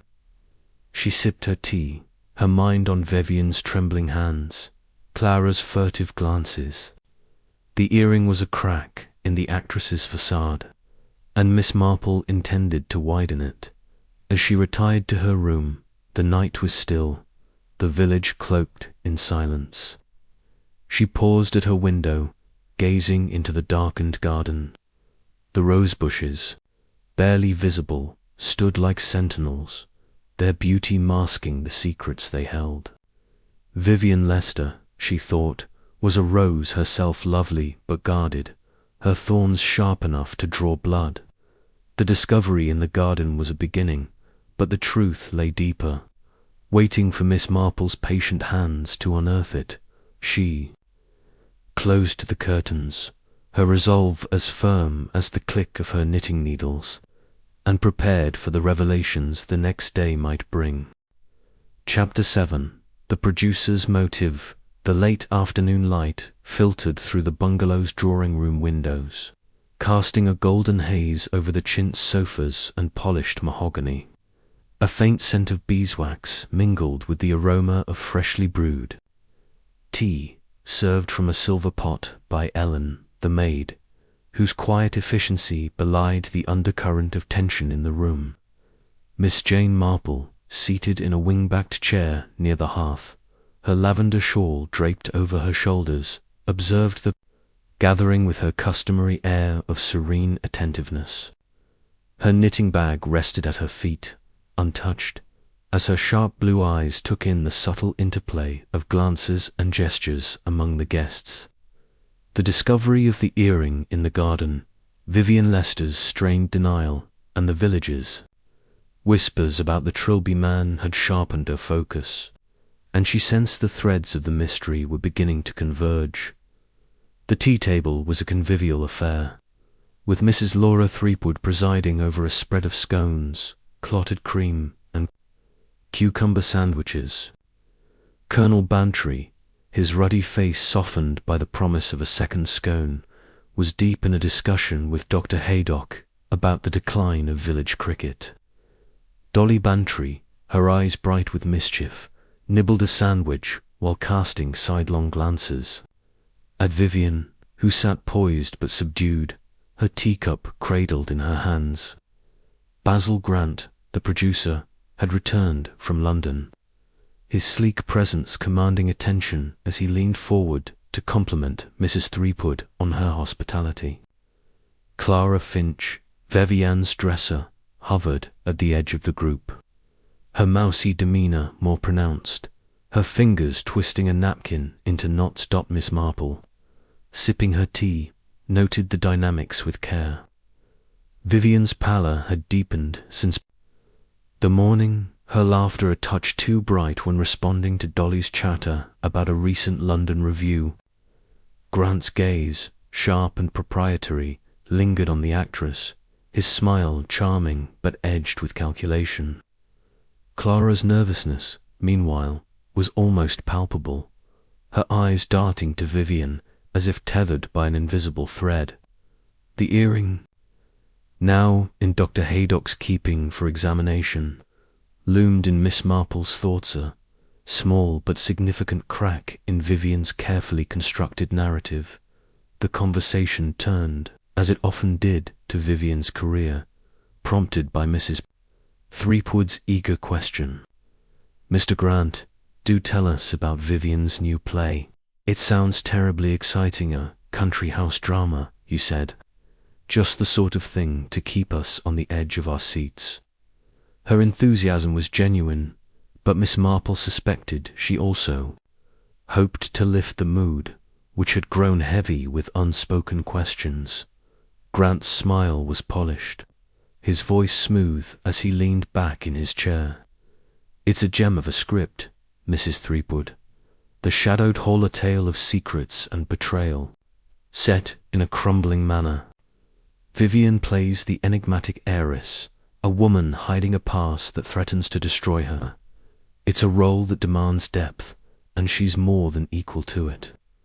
His eyes met Vivian's, and Miss Marple caught a flicker of challenge in his expression, as if he were testing her resilience.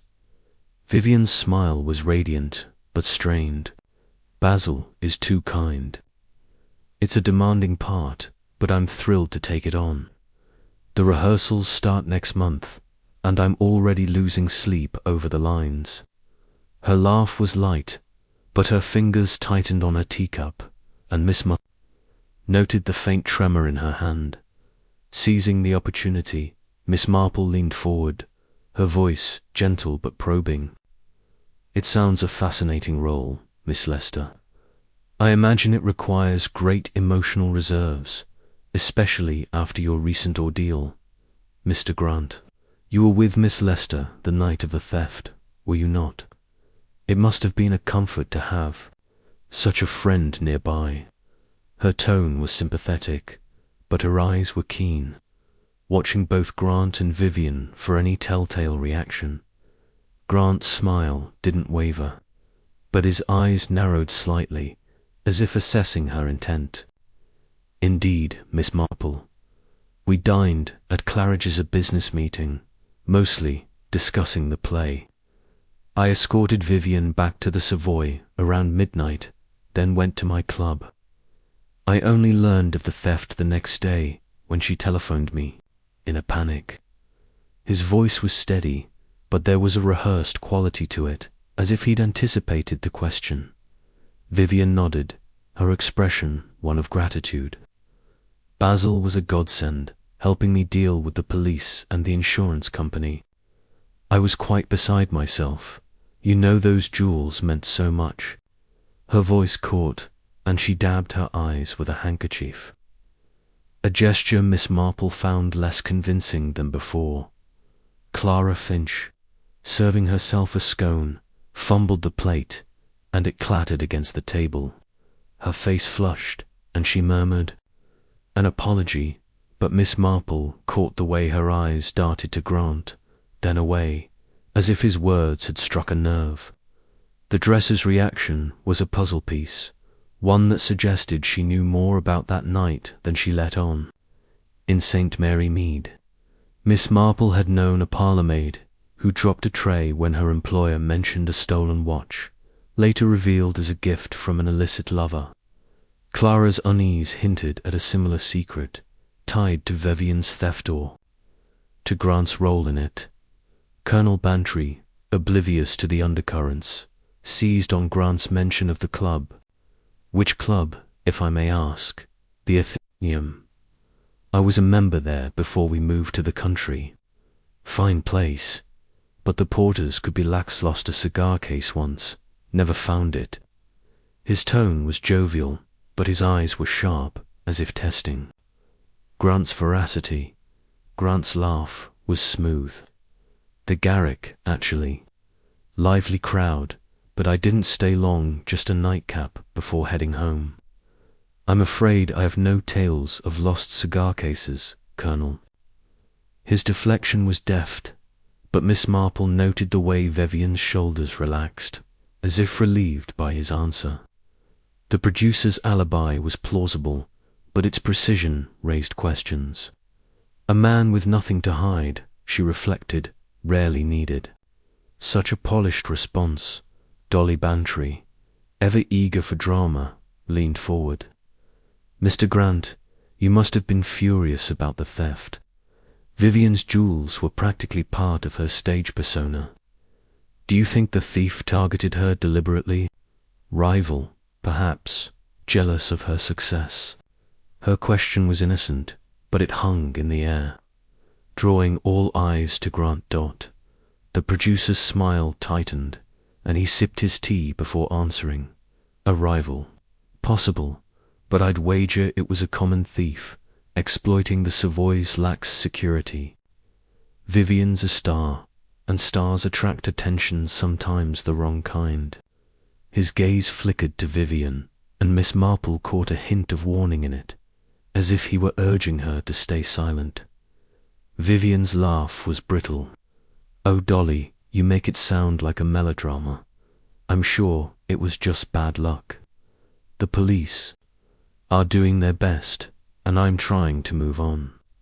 Her words were dismissive, but her eyes betrayed her, darting to Clara, who was now staring fixedly at her plate. Miss Marple, cutting a scone with deliberate care, reflected on Grant's role. Raymond's information about Vivian's debts, with Grant as a key creditor, suggested a motive beyond professional loyalty. Was he pressuring her to stage the theft, using his financial leverage to ensure compliance? Or was he a partner in The scheme, his charm masking a colder ambition, the earring in the garden, Vivian's denial, and Clara's unease all pointed to a conspiracy, with Grant at its heart. As the tea things were cleared, Miss Marple engaged Grant in conversation, her tone disarming. "Mr. Grant, you must find producing a challenging business balancing art and finance. I mean, I've heard theatre is a risky venture, with so many expenses. Miss Leicester's play must be quite an investment for you." Her question was polite, but her eyes were steady, searching for a crack in his polished facade. Grant's smile was expansive, but his fingers drummed lightly on the arm of his chair. "It's a gamble, Miss Marple, but Vivian's worth it. She's a draw audiences, adore her, and the shadowed hall will be a triumph. I've sunk a fair bit into it, but I'm confident it'll pay off."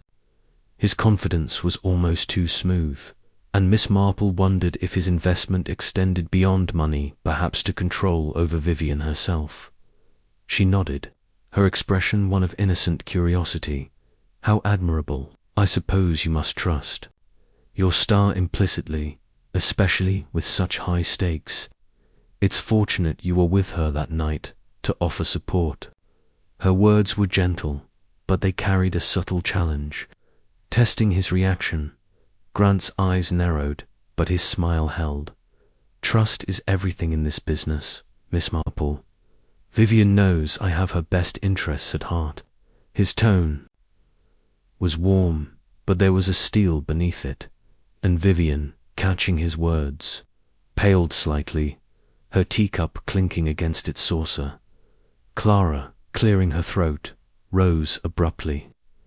I should check Miss Leicester's costumes," she stammered, and hurried from the room, her napkin falling to the floor. Miss Marple's eyes followed her, noting the panic in her retreat. The dresser was a key. She thought a reluctant witness to a plot she dared not expose. The tea party dispersed, with Mrs. Threepwood proposing a game of bridge, which Colonel Bantry accepted with enthusiasm. Miss Marple declined, citing a need to rest, but instead sought out Dr. Haydock, finding him in the hall, adjusting his scarf. "Doctor," she said, her voice low, "any word from your jeweller friend about the earring? I'm most curious to hear his verdict." Haydock's eyes twinkled with shared intrigue. "Not yet, but I'm seeing him tomorrow. If it's paste, as you suspect, it'll turn this whole affair on its head. You think Vivian's pulling a fast one, don't you?" His tone was teasing, but his respect for her insight was clear. Miss Marple smiled enigmatically. "I think, Doctor, that people often weave stories to protect themselves. Whether the earring is real or not, it's a clue to Miss Leicester's intentions, and perhaps Mr. Grant's." She thanked him and moved to the conservatory, where she could think undisturbed. The glass walls of the conservatory framed a view of the garden, its roses now shadowed in the fading light. Miss Marple sat on a wicker chair, her hands folded, her mind sifting through the afternoon's revelations. Grant's proprietary attitude, his financial stake in Vivian, and his precise alibi suggested a man with much to gain or lose from. The theft, Vivian's debts, confirmed by Raymond, made her vulnerable to his influence, but Clara's reaction hinted at a deeper complicity. Was the dresser an unwilling accomplice, or did she hold a grudge of her own? She recalled a case in St. Mary Mead, where a bank clerk had staged a robbery to cover his embezzlement, relying on a timid assistant to corroborate his story. The assistant's nervous tics had betrayed her, much as Clara's clattering plate and hurried exit did now. Grant, Miss Marple suspected, was the architect of Vivian's scheme, using her desperation to secure his own ends, perhaps an insurance payout to fund his play, or leverage to control her career. As dusk settled, Miss Marple returned to the drawing room, where the bridge game was in full swing. Vivian had reappeared, her composure restored, and was dealing cards with a practiced smile. Grant watched her, his expression unreadable, while Clara remained absent, her duties a convenient excuse. Miss Marple declined to join the game, instead taking a seat by the window, her eyes on the garden. The Trilby man, she thought, was still a shadow in the Pazilla watcher, whose purpose tied to Grant's motives. Was he an enforcer, ensuring Vivian played her part, or an outsider threatening to expose the truth? The evening passed quietly, with no further sightings of the stranger, but Miss Marple's mind was far from idle. The producer's motive, she sensed, was the key to unlocking Vivian's deception. His charm, his financial grip, his calculated presence all pointed to a man orchestrating a drama of his own design. The earring, Clara's fear, and Vivian's trembling hands were the props, and Miss Marple was determined to rewrite the script. She retired to her room, the bungalow's lights glowing against the night, her resolve as steady as the rhythm of her knitting needles, waiting for the next act to unfold. Chapter 8. The actress's confession. The morning mist hung low over chipping Klehorn, shrouding the village in a silvery veil that softened the outlines of cottages and hedgerows. Inside Mrs. Threepwood's bungalow, the atmosphere was one of quiet anticipation, as if the house itself sensed the unravelling of secrets. Miss Jane Marple, seated in the study, small book-lined room scented with old leather and wax polish, sipped a cup of tea, her lavender shawl draped over her shoulders. Her knitting bag lay untouched in her room, for her hands were still, her mind wholly occupied with the puzzle of Vivian Lester's theft. The earring found in the garden, Basil Grant's proprietary demeanour, Clara Finch's whispered warning, and the elusive man in the trilby had woven a complex tapestry, and Miss Marple was determined to trace its final threads. The study's oak desk was cluttered with Mrs. Threepwood's correspondence, but its solitude offered the privacy Miss Marple sought. She had requested a private word with Vivian, a request conveyed through Ellen with the tact of a seasoned diplomat. The actress had agreed, though with visible reluctance, and now stood by the window, her silhouette framed against the mist. Vivian wore a simple dress of pale blue, its understated elegance a contrast to her stage persona, but her posture was tense, her fingers twisting the cord of the blinds. Her auburn hair, caught in a loose braid, gleamed faintly, and her green eyes, usually so commanding, held a flicker of apprehension. Miss Marple set down her teacup, her expression one of gentle concern, though her gaze was as sharp as a needle. "Miss Lester," she began, her voice soft but steady, "I'm grateful you could spare a moment. I've been thinking about your unfortunate loss, and I believe we may be closer to understanding it. But I need your help to see the matter clearly." Her words were measured, inviting confidence without accusation, a technique honed over years of coaxing truths from reticent villagers. Vivian's smile was strained, her eyes darting to the door as if contemplating escape. "Miss Marple, you're very kind, but I've told you everything. The jewels were stolen from my hotel safe, and the police are handling it. There's a little more I can add." Her voice was firm, but it carried a tremor, and she crossed her arms, as if shielding herself from scrutiny. Miss Marple leaned forward, her hands folded in her lap. "My dear, I've lived long enough to know when a story doesn't quite fit. The earring we found in the garden, for instance, it's curious. Don't you think that a piece so like your stolen diamonds should appear here in chipping Klehorn? And your reaction when I showed it to you, well, it suggested you recognized it, despite your denial." Her tone was gentle, almost maternal, but her words were a quiet challenge, probing the cracks in Vivian's facade.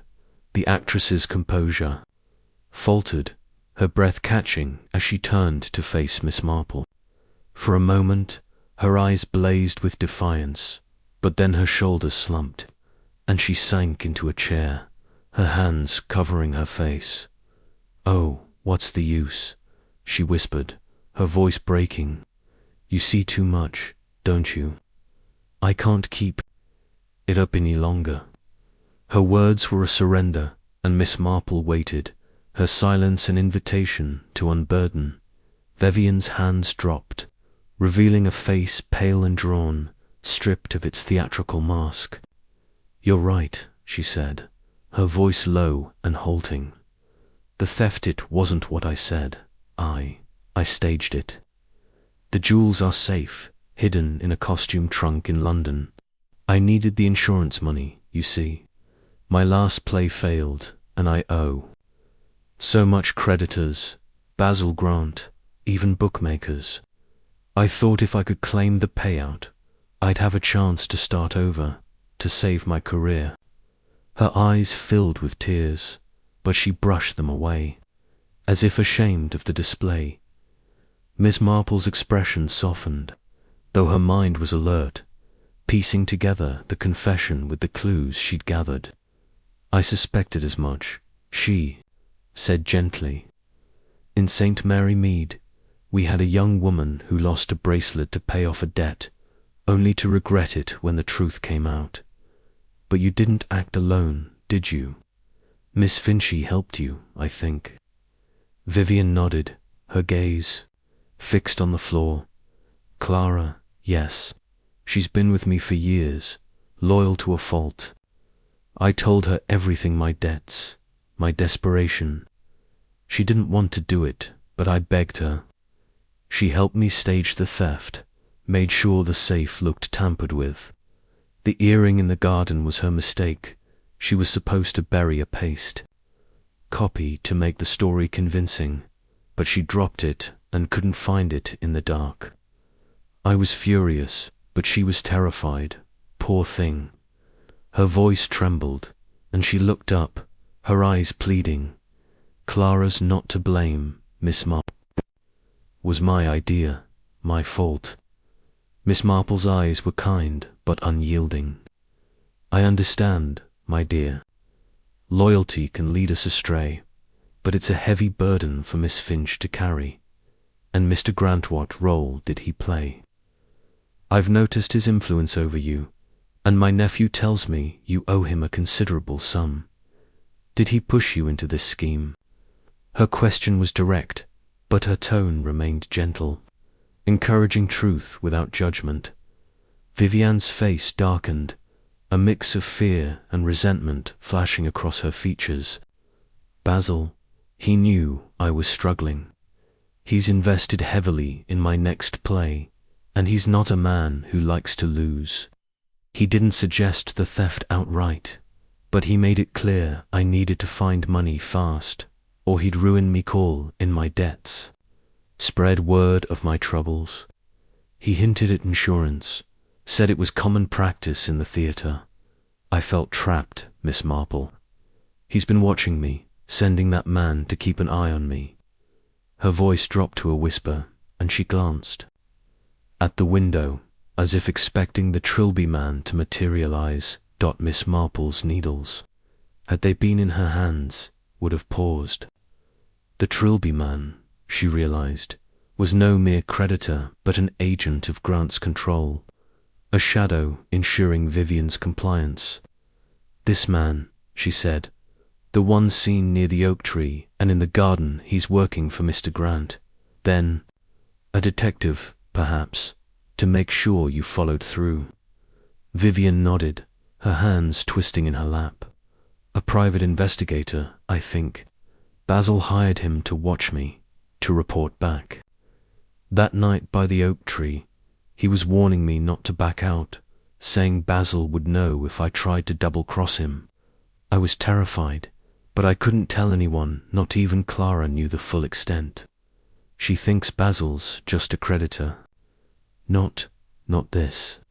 Her voice broke, and she buried her face in her hands, her shoulders shaking. Miss Marple rose and placed a gentle hand on Vivian's arm, her touch as steady as her resolve. There, my dear. You've been under a dreadful strain, but the truth is a start. We must think carefully now about you, Miss Finch, and how to set this right." Her voice was soothing, but her mind was racing, piecing together the final elements of the puzzle.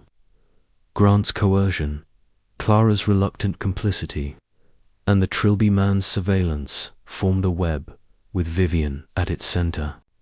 Caught by her own desperation, she guided Vivian to a sofa, pouring her a fresh cup of tea from the tray Ellen had left. "Drink this," she said, her tone firm but kind. "And tell me, what do you wish to do? The jewels are safe, you say. Could you return them and withdraw the insurance claim? It would be a difficult step, but it might spare you greater trouble." Vivian sipped the tea, her hands trembling less now. "I want to make it right," she said, her voice steadier. "I never wanted to hurt anyone, only to save myself. But Basil he'll be furious.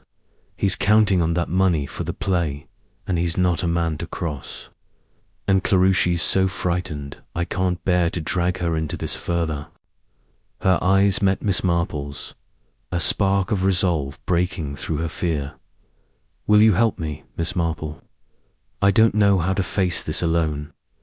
Miss Marple's smile was warm, though her mind was already planning. "Of course, my dear, but we must act with care. First, I'd like to speak with Miss Finch, with your permission. She needs to know you've confided in me, and we must ensure she's protected. As for Mr. Grant, his influence must be addressed, but discreetly." She paused, her eyes narrowing. "In St. Mary Mead, we once had a bullying landlord who pressured a tenant into fraud. A quiet word with the right people put him in his place. We shall find a way." Vivian nodded, a flicker of hope in her eyes. "Clara's in her room, I think. I'll fetch her, if you like. She trusts me, and if I tell her it's safe, she'll talk." She rose, her movements more purposeful, as if unburdening had lightened. Her load, Miss Marple remained in the study, her thoughts turning to the next steps. Vivian's confession was the key, but Grant's role as the puppet master required careful handling. The Trilby man, she suspected, was a hired operative, his presence a tool to keep Vivian in line. Clara's involvement, though reluctant, complicated matters. Her fear of exposure could make her unpredictable. And the earring, still with Dr. Haydock's jeweler friend, might yet confirm the deception, proving the stolen jewels were never at risk. A soft knock interrupted her reverie, and Vivian returned with Clara, who stood hesitantly in the doorway, her mousy hair tucked behind her ears, her eyes wide with apprehension. Vivian's hand rested lightly on Clara's arm, a gesture of reassurance. "Clara, Miss Marple knows everything," she said softly. "She wants to help us. You can tell her the truth." Clara's lips trembled, but she nodded, stepping into the room. "I didn't want to do it, ma'am," she said, her voice barely above a whisper. "Miss Vivian was in such a state, and I thought it'd be a way out for her. I helped her hide the jewels, and I buried that fake earring in the garden to make it look like a thief had been there. But I dropped it, and then you found it, and I've been sick with worry ever since." Her words tumbled out, and she clutched Vivian's hand, her loyalty evident despite her fear. Miss Marple's expression was one of quiet compassion. "You've been very brave, Miss Finch, standing by your friend, but you mustn't carry this alone. The jewels are safe, and Miss Lester wishes to set things right. Will you help us?" Her tone was encouraging, drawing Clara out as she had so many others in St. Mary Mead. Clara nodded, tears spilling down her cheeks. "I will, ma'am. I just want it to be over. I didn't know about Mr. Grant's man, not till Vivian told me just now. I thought he was just a creditor, but he's frightening." Her voice shook, and Vivian squeezed her hand, a silent apology in her eyes.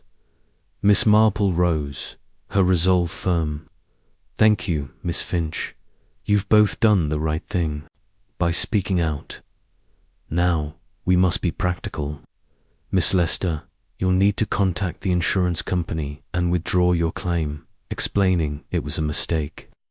As for Mr. Grant, I'll speak with Colonel Bantry and Dr. Haydock. They're sensible men and can help ensure he's dealt with discreetly. The Trilby man, I suspect, will vanish once Grant's influence is curtailed." Her words were calm, but her mind was already mapping the path ahead. Vivian and Clara exchanged a glance, their relief tempered by lingering fear. "I'll do it," Vivian said, her voice stronger now. "I'll write to the insurance company today and arrange to return the jewels. But Basil, what if he tries to ruin me?" Miss Marple's eyes twinkled with a hint of steel. "Men like Mr. Grant thrive on fear, my dear, but they crumble when faced with resolution. We shall see to it that he has no hold over you." She ushered them out, promising to join them for luncheon, her mind already turning to the final act. As the mist lifted, revealing the village in sharp relief, Miss Marple returned to the drawing room where Mrs. Threepwood was arranging flowers. The confession had clarified the puzzle, but Grant's shadow loomed large, a final obstacle to justice. Miss Marple knew that truth, like her knitting, required patience to complete. But the pattern was clear now, and she was ready to tie off the final stitch. The bungalow, with its secrets and roses, was a stage, and she, the quiet spinster from St. Mary Mead, would ensure the curtain fell on Vivian's deception with mercy and resolve. Chapter 9. The final pieces. The late morning light streamed through the bungalow's tall windows, painting the drawing room in hues of amber and gold. The air was scented with the faint tank of wood smoke from the hearth, where a low fire crackled, and the distant clatter of dishes from the kitchen signalled preparations for luncheon. Miss Jane Marple, seated in a cushioned armchair near a rosewood table, her lavender shawl draped loosely over her shoulders, surveyed the room with her characteristic blend of quiet serenity and piercing observation.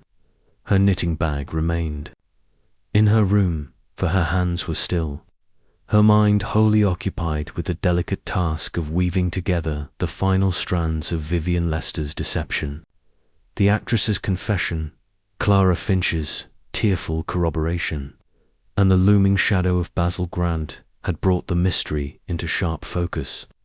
But Miss Marple knew that truth, like a complex lace pattern, required careful handling to avoid. Unraveling, the room was empty save for Mrs. Threepwood, who bustled about arranging a vase of late chrysanthemums, her sapphire brooch glinting as she moved. Her chatter about the villagers' upcoming harvest supper was cheerful, but Miss Marple sensed a nervous edge, as if her hostess felt the weight of the bungalow's secrets. Vivian and Clara were absent, having retired to Vivian's room to draft a letter to the insurance company, a task Miss Marple had urged them to undertake promptly. Colonel Bantry and Dolly were out for a morning drive, while Dr. Haydock had promised to return with news from his jeweller friend in Milchester. Basil Grant, mercifully, was in London, his absence a temporary reprieve that allowed Miss Marple to plan her next steps. She sipped her tea, her mild blue eyes tracing the patterns in the Persian rug. Vivian's admission that the jewel theft was a staged ruse to secure an insurance payout had confirmed Miss Marple's suspicions. But it was Basil Grant's role as the orchestrator that troubled her most. His financial hold over Vivian, coupled with the Trilby man's surveillance, suggested a man who wielded power with ruthless precision. Clara's involvement, though reluctant, added a layer of complexity. Her loyalty to Vivian, a fragile thread that could snap under pressure. The earring, still under examination, was the final piece. Its authenticity, or lack thereof, potential key to exposing the scheme's full scope. Mrs. Threepwood, pausing in her flower arranging, turned to Miss Marple with a smile. "You're very quiet this morning, my dear. I hope the village hasn't overwhelmed you with its gossip." "I swear, Miss Weatherby's tales about Vivian grow wilder by the day." Her tone was light, but her eyes held a question, as if she sensed Miss Marple's preoccupation. Miss Marple's smile was gentle, her voice soft but deliberate. "Oh, gossip has its uses, Mrs. Threepwood. It's like the wind, it carries seeds, some false, some true. I find it helps to sift carefully." She paused, choosing her words. "Miss Lester's troubles, for instance, there's more to them than the village knows, but I believe we're nearing a resolution." Her tone was reassuring, but she offered no details. Knowing her hostess's penchant for sharing news could complicate matters. Mrs. Threepwood's eyebrows rose, but she nodded, her curiosity tempered by trust in Miss Marple's discretion. "You've a knack for seeing through things, haven't you? Well, I shan't pry, but I do hope Vivian finds some peace. She's been so on edge, poor dear." She returned to her flowers, humming softly, leaving Miss Marple to her thoughts. The study door opened, and Vivian entered, followed by Clara, their faces pale but resolute. Vivian clutched a sealed envelope, her fingers trembling slightly. As she approached Miss Marple, "We've done it," she said, her voice low but steady. "The letter to the insurance company explains that I made a mistake, that the jewels weren't stolen. I've asked them to cancel the claim and promised to return the pieces to London tomorrow. Clara's agreed to help me retrieve them from the costume trunk." Her eyes met Miss Marple's, a mix of fear and determination in their depths. Clara nodded, her mousy hair falling into her eyes. "I'll go with her, ma'am. I know where everything's hidden. I just want this to be over." Her voice was barely audible, but there was a quiet strength in it, as if her confession had unburdened her. Miss Marple's smile was warm, her eyes kind but searching. "You've both taken a brave step, my dears. It's not easy to face one's mistakes, but it's the only way to mend them. Now, we must think about Mr. Grant. His influence is a shadow we cannot ignore." She gestured for them to sit, her tone calm but firm. "Tell me, Miss Lester, has he contacted you since yesterday? Any word from his associate, Vivian?" Hands tightened on the envelope. "Not directly, but I saw that man again, the one in the Trilby last night, near the gate. He didn't approach, just stood there, watching. I think Basil's keeping tabs on me, making sure I don't back out. He's expecting the insurance money to fund his play, and if he learns I've cancelled the claim..." Her voice trailed off, and she shivered, her fear palpable. Clara's eyes widened, and she clutched Vivian's arm. "I didn't know he was back, Vivian. You should have told me. What if he tells Mr. Grant? He'll be furious." Her voice rose, and she looked to Miss Marple, her expression pleading. "What do we do, ma'am? I can't let Vivian face him alone." Miss Marple's expression remained serene, but her mind was racing. The Trilby man's persistence confirmed Grant's control. a tactic to keep Vivian compliant. She recalled a case in St. Mary Mead where a local shopkeeper had been intimidated by a loan shark's enforcer.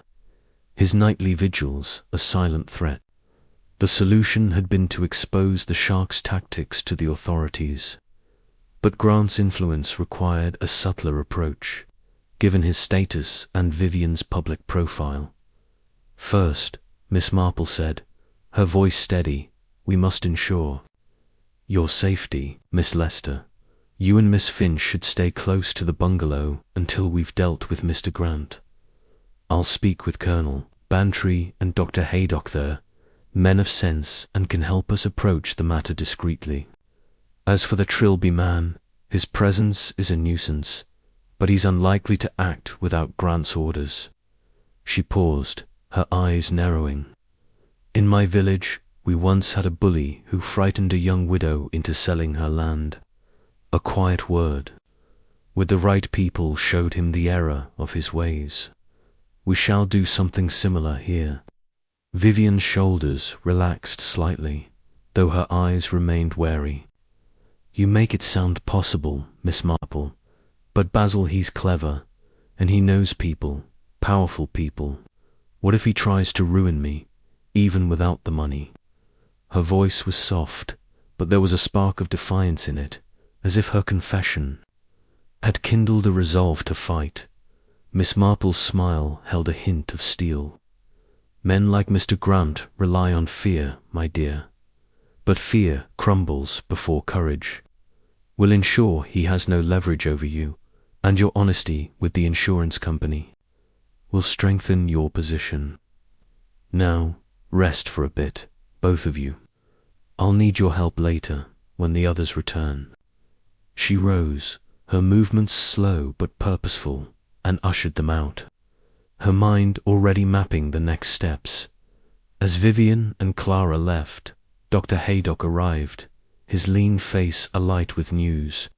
He joined Miss Marple in the drawing room, closing the door for privacy. My jeweler friend came through, he said, his voice low but eager. The earrings paste good quality, mind you, but not a real diamond. Looks like it was meant to pass as the real thing, at least to a casual glance. Your hunch was right. Miss Marple, this theft's a sham. His eyes twinkled with admiration, but there was a question in them, as if he sensed she'd uncovered more. Miss Marple nodded, her expression thoughtful. Thank you, Doctor. It confirms what I suspected. Miss Lester has admitted the theft was staged, with Miss Finch's help, to claim insurance money. The earring was meant to bolster their story, but its loss in the garden was a misstep. The real jewels, it seems, are safe in London. She paused, choosing her words. The true complication is Mr. Grant, who pressured Miss Lester into this scheme. He's a creditor with a stake in her career, and he's had her watched by a man. One the village calls the Trilby man. Haydock's eyebrows rose, but he leaned forward, his interest piqued. Grant, sounds like a piece of work. What's your plan? The police, or something quieter? His tone was practical, but there was a spark of excitement, as if he relished the chance to see Miss Marple's mind at work. Miss Marple's eyes twinkled, though her voice remained calm. The police, I think, would be too blunt for now. Miss Lester wishes to make amends, and public exposure would ruin her needlessly. I propose we enlist Colonel Bantry's help. He has connections in London, old army friends who might discreetly inquire about Grant's activities. If we can prove his coercion, we may persuade him to back off without a scandal. She paused, her mind recalling a St. Mary Mead incident where a bullying grocer was deterred by a well-placed letter from a magistrate.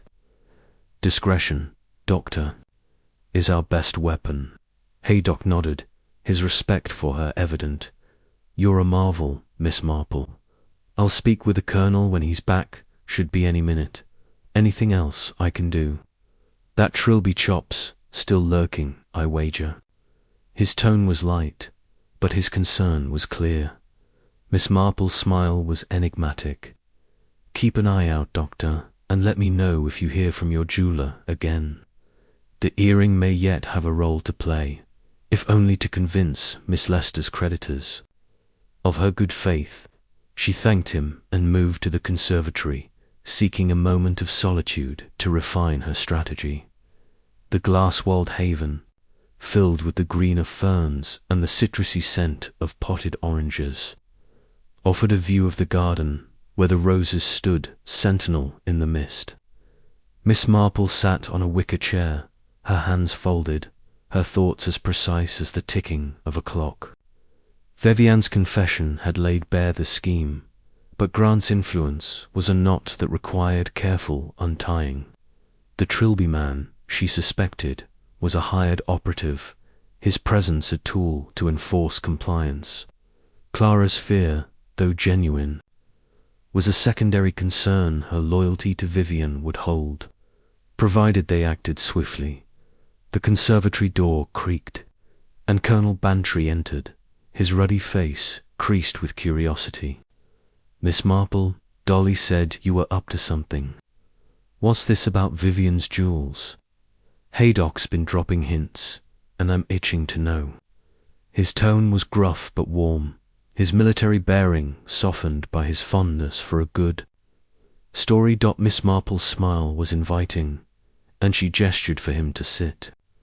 Colonel, your timing is perfect. I need your advice, and perhaps your connections. Miss Lester has confessed that her theft was a ruse, staged to secure insurance money under pressure from Mr. Grant, her creditor. The jewels are safe, and she's withdrawing her claim, but Grant's influence remains a threat. He's had her watched by a man in a Trilby, likely a private investigator.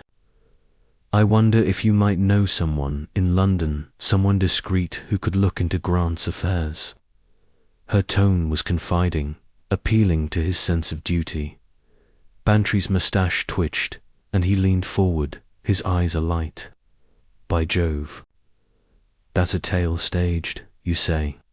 Well, I've a friend at Scotland Yard, retired now, but still in the no-names Hargreaves. He could poke around, see if Grant's got a reputation for this sort of thing. Coercion's a nasty business. And if he's bullying a young woman, he needs sorting. His voice was firm, and Miss Marple saw the soldier in him, ready to march against injustice. She nodded, her expression one of quiet gratitude. That would be ideal, Colonel. If Mr. Hargreaves could uncover evidence of Grant's tactics, we might persuade him to release Miss Lester without a public fuss. She's young, and her career is at stake. A scandal would be cruel. Her words were measured, but her resolve was clear, and Bantry, catching her drift, promised to telephone his friend that afternoon. As luncheon approached, Miss Marple joined the others in the dining room, where Vivian and Clara sat quietly, their faces pale but composed.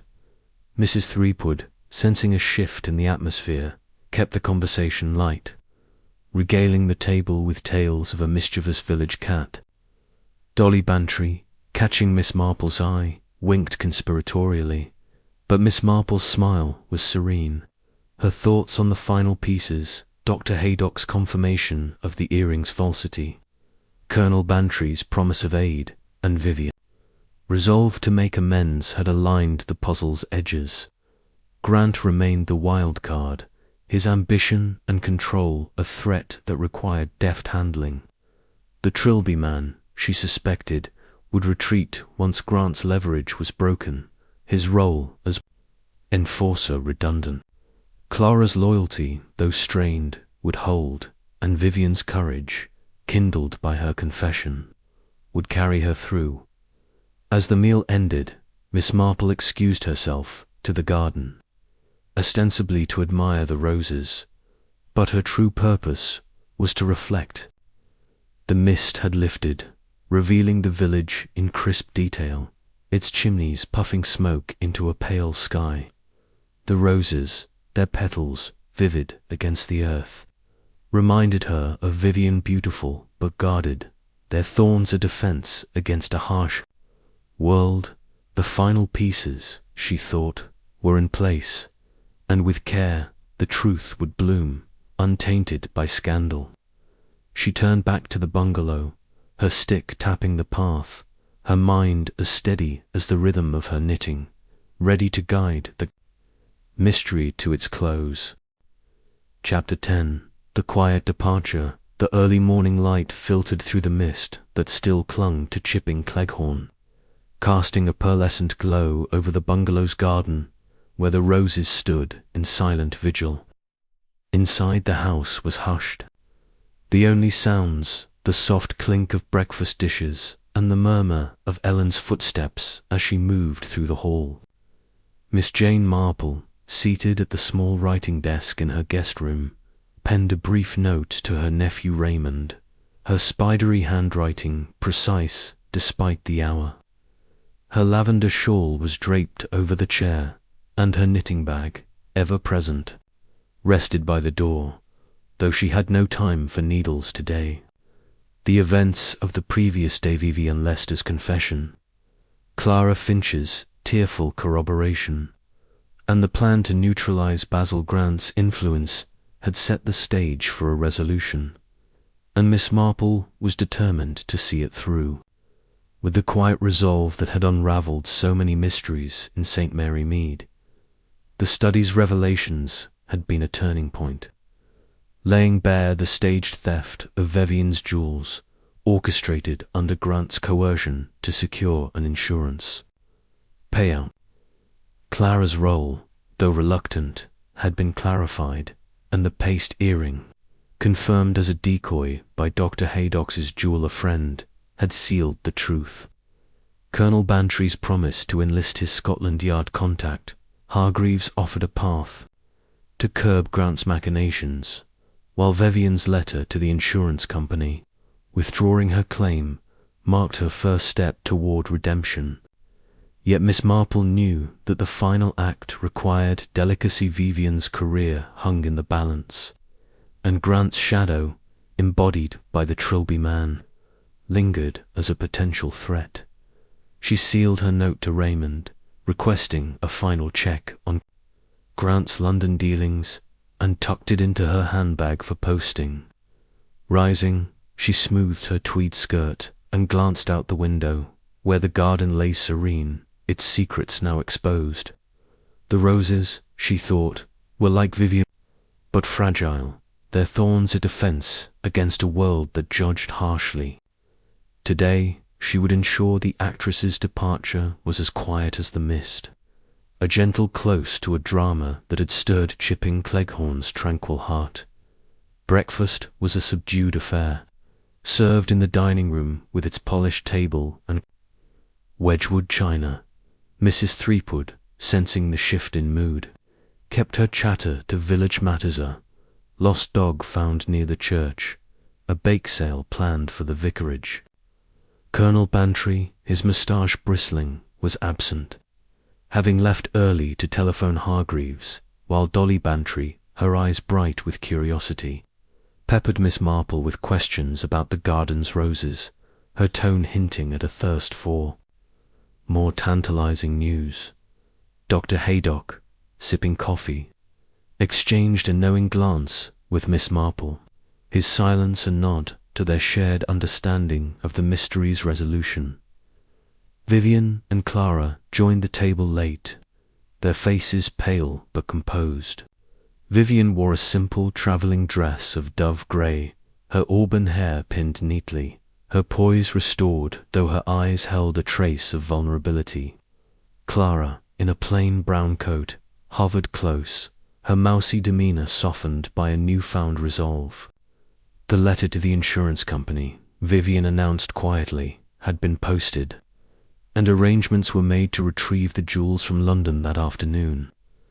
"I'll face the consequences," she said, her voice steady but low, "and I'll settle my debts, starting with Basil. I owe it to myself and to Clara. Miss Marple's smile was warm, her eyes kind but watchful. That's a brave choice, Miss Lester. Honesty, though painful, is a stronger foundation than any stage role. And Miss Finch, you've shown great loyalty. You both have my admiration. Her words were sincere, but she noted Clara's faint blush, the way her hands steadied as she buttered her toast. The dresser's fear had ebbed, replaced by a quiet strength born of truth. Dolly Bantry, unable to resist, leaned forward. "Vivienne, you're leaving us so soon. I do hope it's not because of all this village gossip. Jane, you must know something. You've been awfully quiet." Her tone was teasing, but her eyes were sharp, searching for a hint of the drama she sensed. Miss Marple's laugh was soft, her expression serene. "My dear Dolly, you know I'm fond of quiet. Miss Lester has business in London, and I'm sure she'll charm the stage again soon. As for gossip, it's like my knitting best left to unravel itself." Her deflection was gentle, but Dolly's pout suggested she'd pursue the matter later. After breakfast, Miss Marple sought out Vivian and Clara in the conservatory, where the glass walls framed a misty view of the garden. The air was heavy with the scent of ferns, and the two women stood by a potted orange tree, their heads bent in quiet conversation. Vivian looked up as Miss Marple entered, her expression a mix of gratitude and apprehension. "Miss Marple, we were just talking about Basil. I'm ready to confront him, but I'm afraid he'll try to twist things, make it seem I acted alone. Have you heard from Colonel Bantry about his friend?"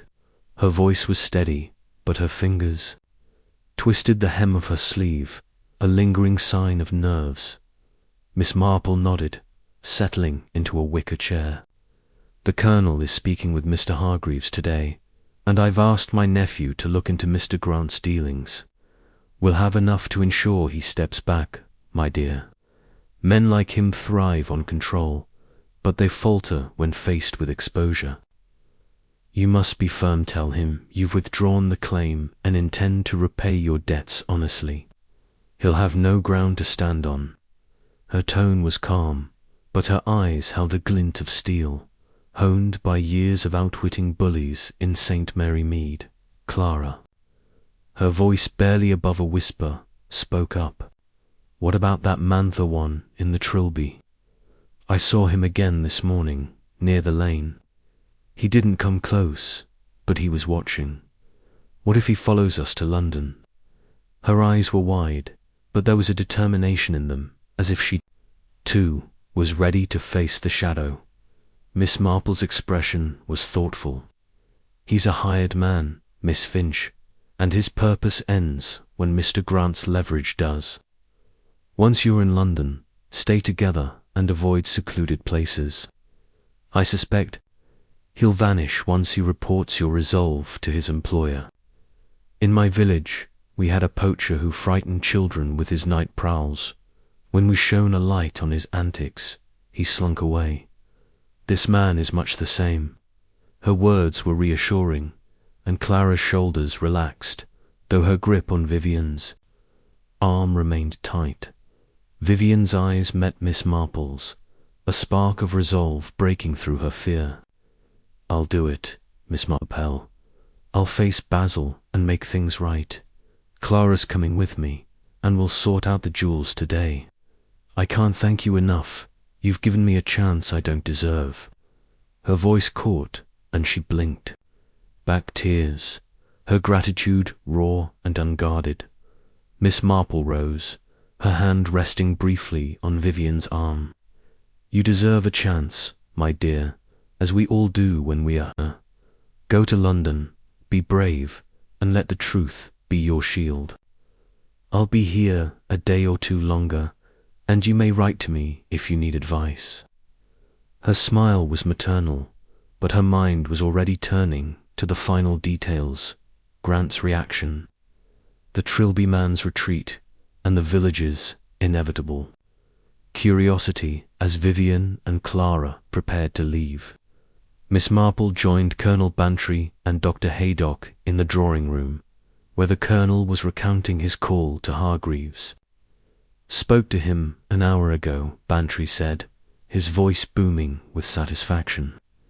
"Hargreaves says Grant's known in London bit of a shark, lends money to theatre folk and squeezes them dry. He's digging into his recent deals, but reckons a word from the right quarters will make Grant back off. No need for a public fuss. Eh, Miss Marple?" His eyes twinkled, as if he relished the chance to flex his old connections. Miss Marple nodded, her expression one of quiet approval. "Precisely. Colonel, a discreet resolution is best for Miss Lester. She's withdrawing her claim and returning the jewels, which should satisfy the insurance company. Mr. Grant's influence will wane once his tactics are exposed. Thank you for your help. It's made all the difference." Her tone was gracious, but she noted Haydock's faint smile, a sign he recognized her orchestration of the outcome. Haydock leaned forward, his voice low. "The earrings with my jeweler friend, if you need it for evidence. Paste or not, it's proof of the scheme. But I reckon Vivian's confession and your plan will settle things without it. You've a way of tying up loose ends, Miss Marple." His admiration was clear, and Miss Marple's eyes twinkled, though she waved off the compliment. The sound of a car engine interrupted their talk, and Miss Marple moved to the window, where Higgs was loading Vivian's and Clara's bags into the Morris. The two women emerged from the bungalow, Vivian's head high, Clara close at her side. Mrs. Threepwood, bustling out to bid them farewell, pressed a small parcel of sandwiches into Vivian's hands, her voice bright with well wishes. "Do come back, my dear, when your play's a success. Chipping Klehorn will be cheering for you." Her enthusiasm was genuine, but Miss Marple noted the flicker of relief in her eyes, as if she sensed the bungalow's calm was restored. Vivian turned to Miss Marple, her expression a mix of gratitude and resolve. "I'll write to you, Miss Marple, and let you know how it goes. Thank you for everything." Her voice was steady, and she clasped Miss Marple's hand briefly before climbing into the car. Clara followed, her nod to Miss Marple a silent acknowledgement of their shared secret. The car rolled down the lane, its engine fading into the mist, and Miss Marple watched until it disappeared, satisfied that justice, tempered with mercy, had prevailed. Dolly Bantry, joining her at the window, sighed dramatically. "Oh, Jane, you've let them go without spilling a word. I know you've solved something. I can feel it. Won't you tell me just a little?" Her tone was pleading, but her eyes sparkled with the thrill of a mystery half-dash guest. Miss Marple's laugh was soft, her expression enigmatic. "My dear Dolly, you'll have stories enough when you're back at Gossington Hall. Let's just say Miss Lester's troubles are on their way to mending, and Chipping Klehorn can rest easy." She turned from the window, her stick tapping lightly, and suggested a walk in the garden, deftly steering Dolly's curiosity to safer ground. The day passed quietly, with Miss Marple packing her valise and preparing for her return to St. Mary. Mead, Colonel Bantry reported that Hargreaves had already made inquiries, uncovering evidence of Grant's coercive tactics with other actresses enough to warn him off without a public scandal. Dr. Haydock confirmed the earrings returned to his jeweler friend, its role as evidence no longer needed. Mrs. Threepwood, blissfully unaware of the full story, remarked at dinner that Vivian's departure was a pity, but that the bungalow felt lighter somehow, as Miss Marple sat in her room that evening. Her knitting finally in hand, she reflected on the affair. The threads: Vivian's desperation, Grant's manipulation, Clara's loyalty, and the Trilby man's shadow had formed a pattern as intricate as her lace shawl. In St. Mary Mead, she had untangled similar webs from a stolen watch that hid a love affair to a forged will that masked greed. People, she knew, were predictable in their frailties, but their capacity for redemption, like Vivienne's, was what made the work worthwhile. She worked a final row, her needles clicking softly, and set the shawl aside. The bungalow's lights glowed against the night, a beacon of order restored. Tomorrow, she would board the train to St. Mary Mead, her valise packed with memories of chipping Klehorns, roses, and secrets. The village, she thought, would soon forget Vivienne Lester, but Miss Marple would carry the lesson forward, that truth, like a well-knit pattern, held its own quiet beauty, waiting for patient hands to reveal it.